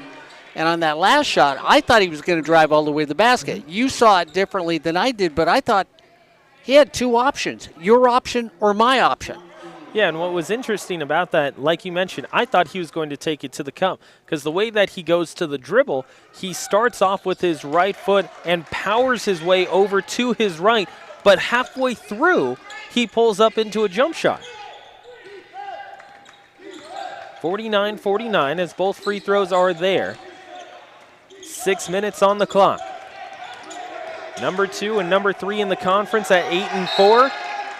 Battling it out here with under 6 to play as that ball goes out of bounds. Moffitt's going to come in, and here's what's going to be interesting about that, Mark. He has 4 personal fouls.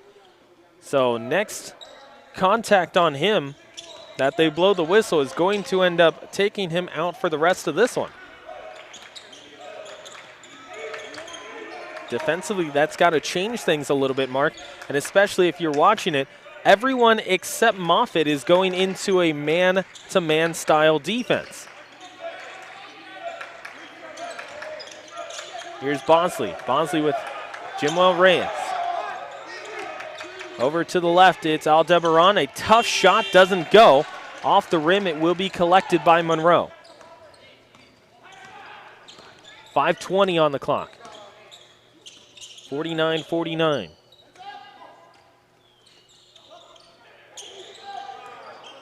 Adesiji is going to enter at the next stoppage. Switched over to Bosley. Bosley on the shot fake. Comes in for an easier two. Doesn't connect on that one, though. Reyes on the rebound. He's got 5. Reyes from the free throw line. Kind of an awkward shot. Comes down into the hands of Moffitt. He gets swiped at. That's going to be a foul against Reyes.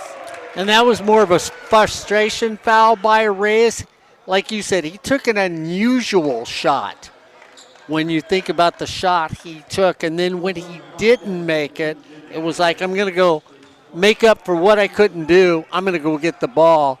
And again, body foul is what they're now calling in this second half. What's interesting about that shot, Mark, it almost looked like that same motion if you're losing the basketball on the way up, so you just push it towards the basket. Well, you've never seen me shoot, have you? It's a whole motion, right from the hip all the way up. I tell you what, it's something. 50-49. Tigers up by 1, make it 2. Moffitt goes out for defensive purposes, and under 5 minutes to play in this one, it's 51-49. Riverside with the 2-point advantage. Bowden wants someone with Burries. He does find it. Burries on the attack. Burries underneath. He finds himself open, but misses the layup. Nice move to get himself some space, but just couldn't finish that play off. Here's Monroe. Wants to battle against Burries. Gets that one poked away by Aldebaran. Aldebaran at the elbow. Puts that one up. Gets contact, will go to the line.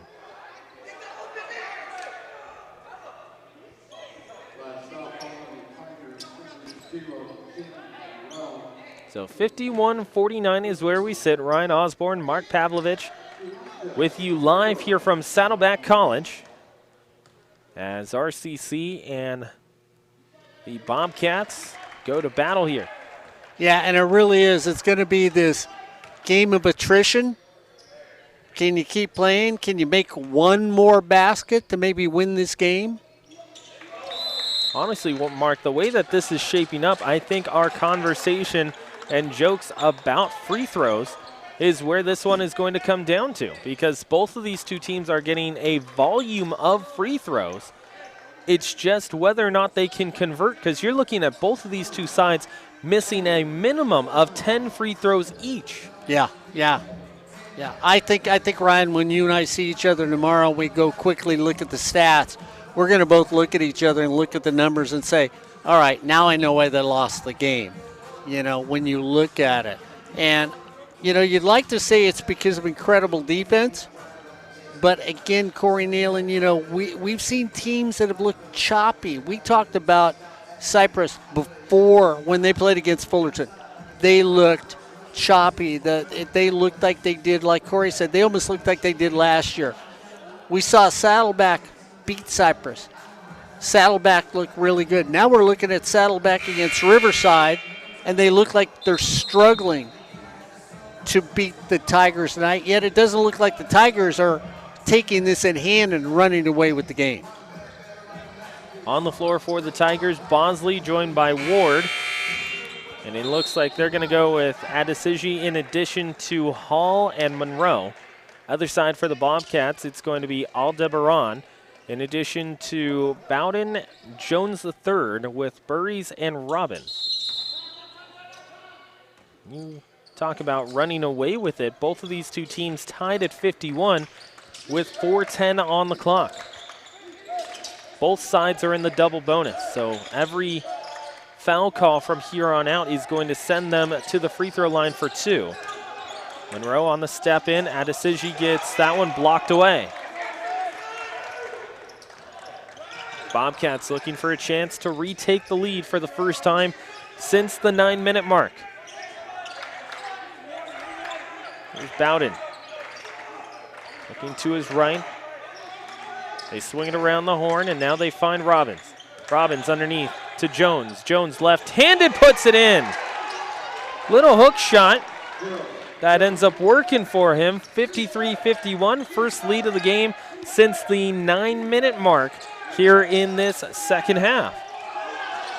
Bowden, contact there. It looked like Adesiji tripped. They're going to end up calling a jump ball, I believe. And the possession arrow, where does it go? It looks like it stays with RCC. Coach Matthews just looked down at Coach Oliver and went, see what I was saying? Because from up here it looked like a foul. When he went down, nothing was called. And yet when a touch foul is made, you go, why did they blow the whistle on that? Here's Hawkins underneath, gets that one poked away from him. Aldebaran quickly across the timeline to Robbins, wide open for three in the corner, no good. Burries is able to grab the offensive board. That's a big second possession there for the Bobcats. You are a Saddleback fan, you need to see them connect on some points here. Bowden can't get away to get some space. Bowden takes a spill. Riverside asking for a flop there. They don't end up getting it. Ball goes out of bounds and the rebound will end up with possession to the Tigers. 2:40 on the clock. Bobcats up by 2. Switch to the right. It goes now to Hawkins. Hawkins dives underneath, puts it up off the window, no good. Great decision there by Raymond Hawkins, but he just wasn't able to get that one to go in off the carom. 2:15 showing on the scoreboard. Moffitt's going to come in on the next offensive possession for RCC. Both teams in the double bonus watching on. Aldebaran had the open lane, steps back for two. More of a side step instead. It still works. 55-51, RCC will call a timeout.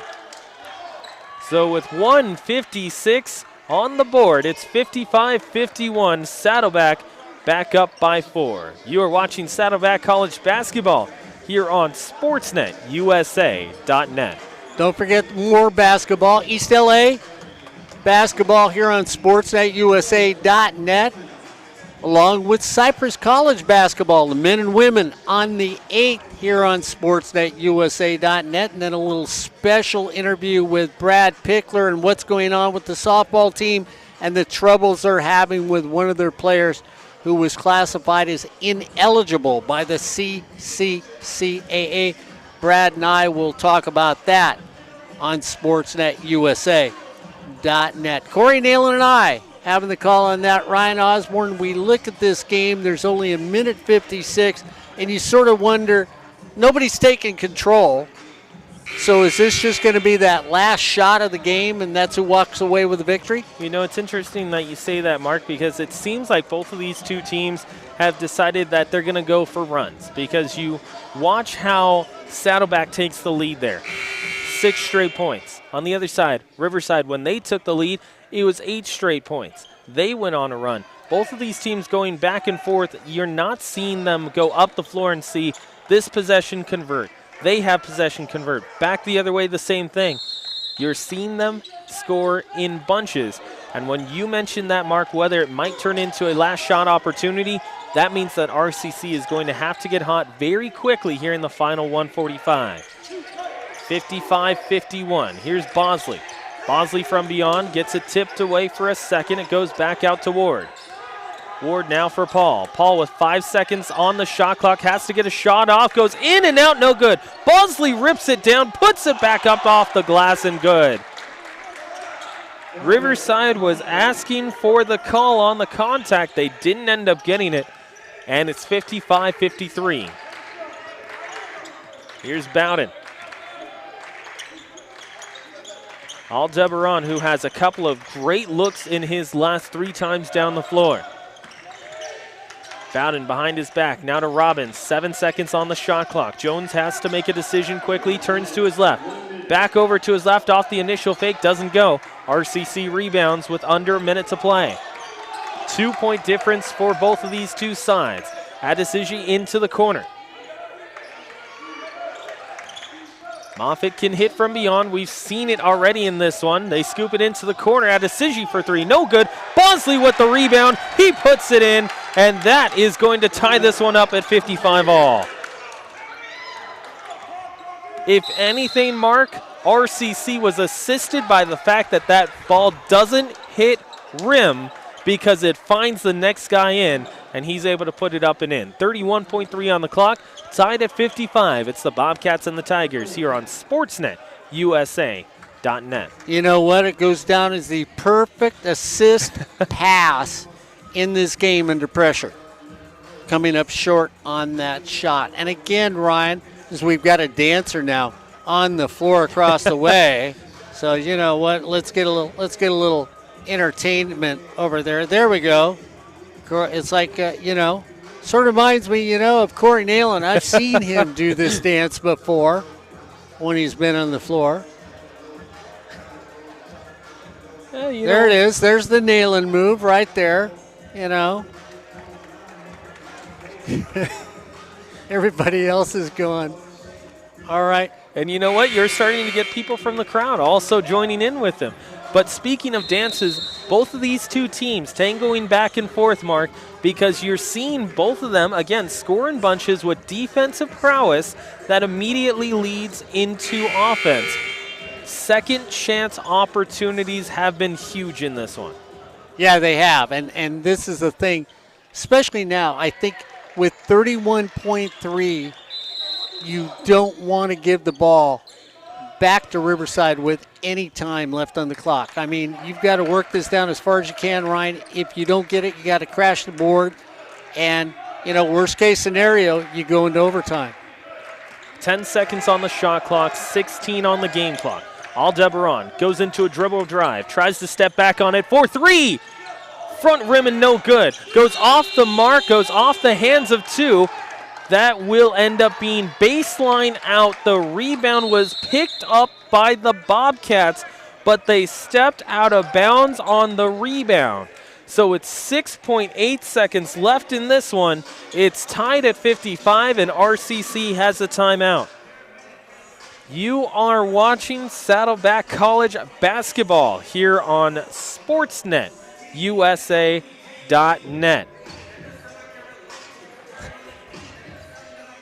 7.3 on the clock. They make the adjustment there. And if you're Saddleback, Mark, you're watching this one going, okay, high pressure, but we can't allow them to get past us with one pass. Yeah, I think the biggest thing that you've got to watch here is that Riverside is going to drive. So if you're going to be the Bobcats, don't give up the drive. Ryan, you've seen it. If they're out in three-point country, they haven't had a pure shot for a three-point shot in the entire night. Force them to take that quick three. Do not let them drive to the basket. The other thing is you have to pressure this inbounds as well. You can't allow for them to roll it in because you want them to pick it up early. Ball goes in. It goes to Adesiji. He tries to drive. And they're going to stop play for just a moment. And a timeout was taken by Riverside. So they were trying to just get it across half court so they could take a timeout and get a half court set coming up. Interesting decision because they had 3-on-2 if they hurried. But Coach Matthews says, you know what, let's stop things and let's set up the offense the way we want it. And you saw Coach Oliver because at a second he thought the official was calling something on the floor because the back official pointed down to the floor when he blew the whistle. So he thought it was called that, hey, there's something on the floor. You're calling a timeout instead of the clock running. Riverside had called a timeout. The middle official should have been the one that waved the timeout. It was the far official that did that, and that confused the Bobcat bench. So 4.1 seconds left on the clock. 55-55. Mark was talking about it with 4 minutes left in this one, that it felt like this game would come down to a final shot opportunity for one of these two teams. That is exactly the case here. 4.1 seconds left. RCC trying to get the lead before the clock runs out. Now, the Bobcats have 2 timeouts left, so if the shot is missed, the Bobcats can get possession and call in a timeout immediately. 4.1 on the clock. It's Moffitt on the inbound. They're going to try and circle everyone around. They have to get the ball in. It goes now to Bosley. Bosley mishandles for a second. Here's Ward, puts it up. Doesn't end up going, and that's going to do it for regulation. This ball game is going to overtime. 55-55. 5 minutes on the clock as neither team was able to take the lead. You are watching Saddleback College basketball here on SportsNetUSA.net. You know, there's somebody sitting at home right now saying, babe, I'm glad I told him I couldn't make it tonight here on SportsNetUSA.net. So 2 teams battling out for second place. They're going into overtime, and we'll see what happens. Ryan Osborn on the call, myself along for the ride. Don't forget the 8th doubleheader, men and women at Cypress College. If you can't be there, make sure you watch it here on SportsNetUSA.net. But if you can be there, come on out. The women's team is spectacular this year. Coach B has done an outstanding job with their team. I tell you what, feisty, aggressive, in-your-face type of basketball. If you like that type of basketball, come out and watch the women. And then Coach Alhada trying to rectify the ship, 1 game behind both these teams. One of these teams, Cypress wins tonight, it's going to stay 1 game in front of them, and the other team's going to be in a dead heat for 3rd place in the OEC here on SportsNetUSA.net. And we'll give you an update on that out-of-town scoreboard in just a couple of moments as the 3rd frame in this one. Overtime, 5 minutes put on the clock coming up between Saddleback and Riverside. Cypress and Golden West. That one starting at 7 p.m. in just a few moments as this one is scooped up by Bosley. Bosley the other way, attacking on Riz. No foul call there. Rebound taken by Reyes. They say that he got all ball on it, so he is going to end up giving his team possession. The Bobcats need some points here. 55-55 with 4:40 on the clock. Here's Burries, an open lane to the rim. He's going to wait, jump stop, give it up to Jones, who gets that one blocked back. Ward with it.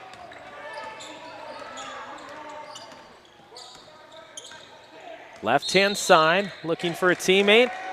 There's a call that you don't see very often. You were talking about not seeing a flop call, maybe ever, calling community college basketball. That is a carryover. Yeah, my day was called palming the basketball. So a carry is called. Burries, nice move to get to the rack. Burries grabs that basketball, brings it right over top of his defender and scoops it right past him, getting the foul call to go as well. 57-55. 4:13 to play in overtime. Free throw is good. So first points of overtime go to Burries, and he is big there.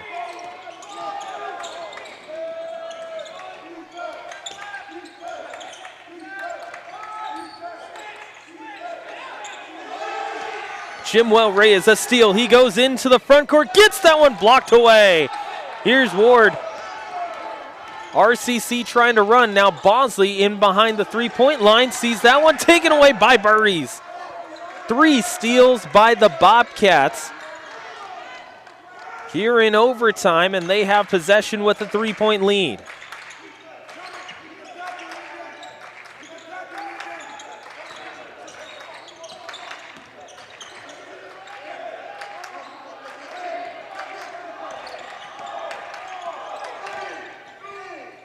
Out to Aldebaran, 3, splash it home.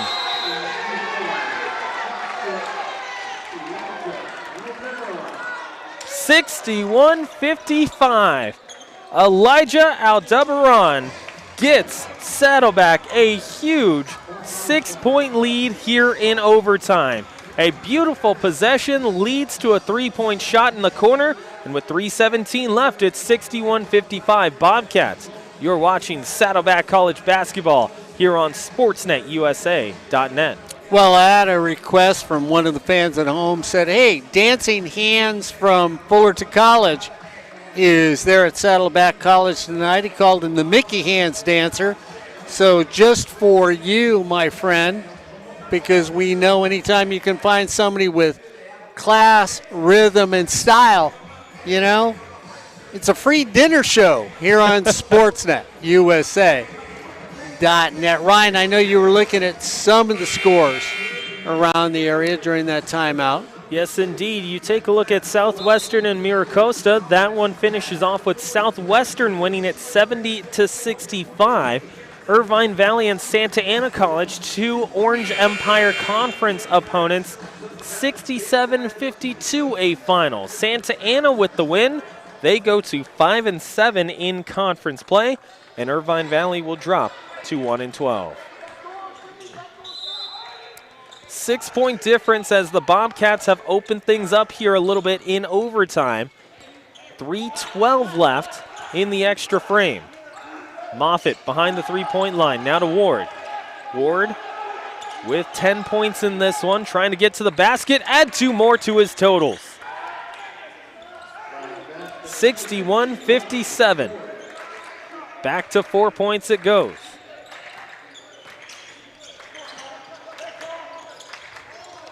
Ball out of bounds, Bobcats turn it over.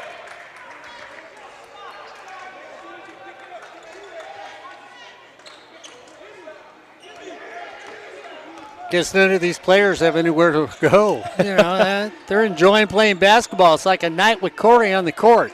You know what? What's better than some basketball heading right into the weekend, as Aldebaran is going to get the foul call. Yeah, especially with, you know, no big sports on this weekend. That's true. You know? This is the big sport right now. That's it. I mean, what do we got? We've got flag football. We got 3-on-3 hockey. Might as well be watching community college basketball on sports@usa.net. You see two teams who are at the top echelon of their conference, the Orange Empire Conference, 2-3. Both of these two teams tied at the top of their conference, 61-58. Opportunity here for Moffitt to cut it to a 2-point advantage for the Bobcats, as it's a 4-0 run if made.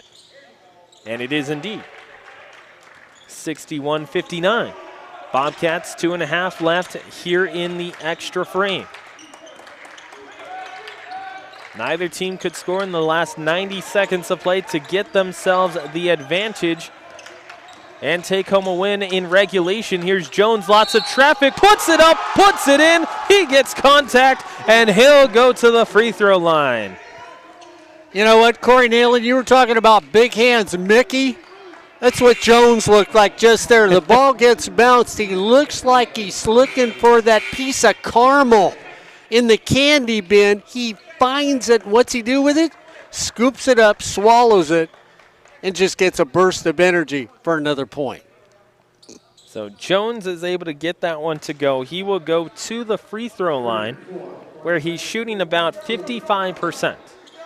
2:15 on the clock, 63-59. Left-handed shooter. Bent at the knees, will send it up. Doesn't end up going. Aldebaran tries to get the rebound, can't do so. And it's back up to 4.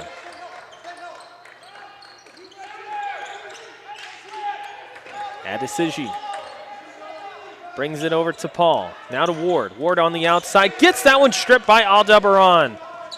Aldebaran gets told by Coach Oliver, let's slow things down. Let's work the shot clock a little bit more. They have 20 seconds on the shot clock and 1:46 on the game clock. Aldebaran, top of the arc. He has been huge and key to the success in the last 13 minutes of play in the second half.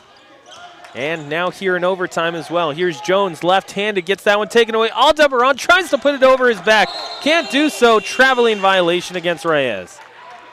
Coach Oliver asking why that wasn't contact underneath. He thought that Jones got fouled, but with 1:30 on the clock, RCC has a chance to either close this to a one-possession game.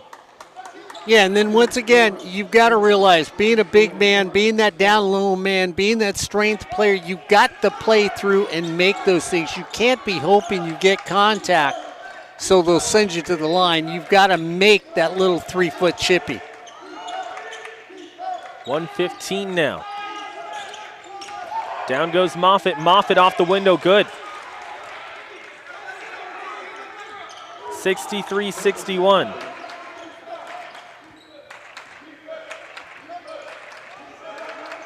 Coach Oliver asking for a little bit more off-ball motion from his team. Under a minute to play. 2-point separation. Here's a chance for Jimwell Reyes. That ball looked like it got contacted. It still ends up going down, and it's going to be 2 for Jimwell Reyes, and he extends a crucial lead back to 4 with 50.7 seconds left to play. And what you were trying to get also is they wanted a technical foul against Riverside for being inside the rim, is what Coach Oliver was asking for. So that he thought they went up through the bottom of the rim to try and block the shot, wanted a technical call for rim violation, wasn't. And even if you thought now, Ryan, if that was a possibility, if I'm an official, I'm going to say initially it wasn't called. You can't call. They're all out there smiling right now, the officials are. So I think they've just said, you know what? We've been worked all night long. You know, one thing that is interesting, initially, the Bobcats, like you were talking about, they were clamoring for that inside the rim call. So you have one of the members of the coaching staff going up to an official, going back and forth with them. A lot of heated argument. Both sides separate for about 15 seconds. They come back together. They laugh it off. Each of them, it gives each other a high five, and they move on. Yeah, exactly. 50.7 seconds left on the clock. That starts now. 65-61. It's a 4-point difference. Corey Nalen, our research statistician here on the call, as this one gets taken away. Goes off of RCC. No, it goes off of Burries and out of bounds. So that's going to stay with RCC with 14 seconds on the clock. He says NAIA, the Vanguard National Champions, with a 72% free throw shooting team. That's going to be a foul against Ward off the, or away from the play. It will be a loose ball foul. And once again, both teams in the double bonus, which will take, I believe, Torrance Farr to the free throw line for 2. For Farr, he's hitting 67%.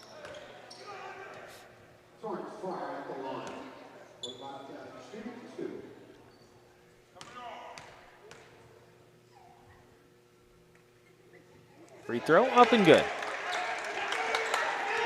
So Farr is going to bring it to a 5-point lead with 28.9 seconds left. And he's going to get one more shot to make it a either 2 or 3 possession game, depending on shot selection, and he does so. RCC has to work quickly. They have Moffitt. Moffitt over to his left, gets the switch off. Left-handed layup is good. Layup is there. Coach Oliver talking to his team on his left-hand side, trying to demonstrate where he wants them defensively.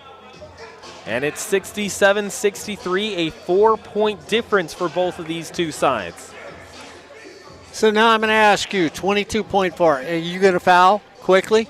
I think you absolutely have to foul. You have to foul quick and early, too, because then it gives you more of an opportunity to be able to have a clean, solid possession with more time on the clock when you get the basketball back after the free throw shots. The biggest thing, too, defensively, if you're trying to cover on the other side, if you're Riverside, you're trying to force Saddleback to give it to their worst free throw shooter on the floor.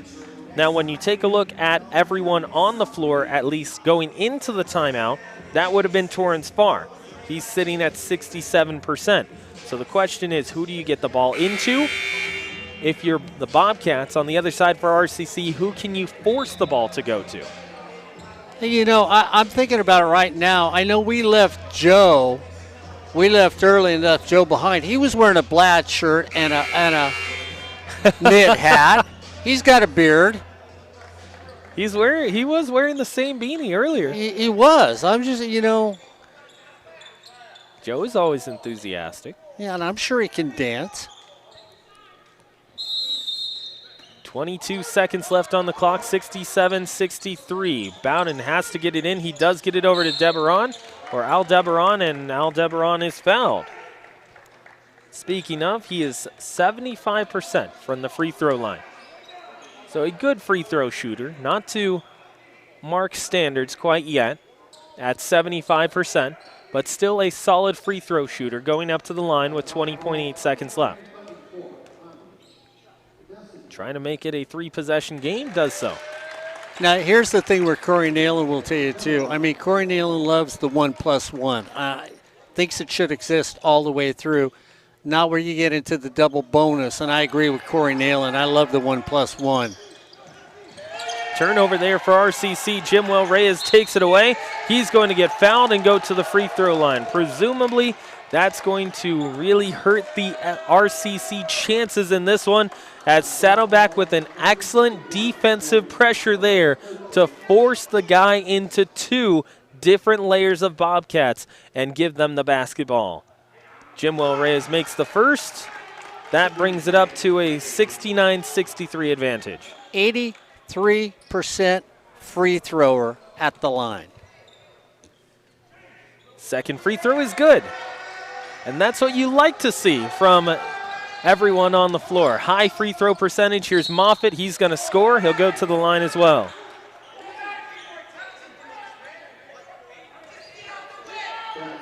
(70-65). 8.2 seconds on the clock. Crucial free throw coming up here for Moffitt. If he makes it, it brings it back to just a 4-point game, with just a little time left on the clock. Shot is up, no good. Burries on the rebound. Burries picks it up. He's fouled. He's going to go to the line for 2. Great turnout tonight. A lot of Riverside fans here. A lot of Riverside fans showed up, made the drive to show up here. And of course, some of the usual suspects that come to all the games. Athletes that are from Saddleback College, supporting their fellow student athletes. Free throw is up. Nope. Doesn't end up going down. 70-65, it stays.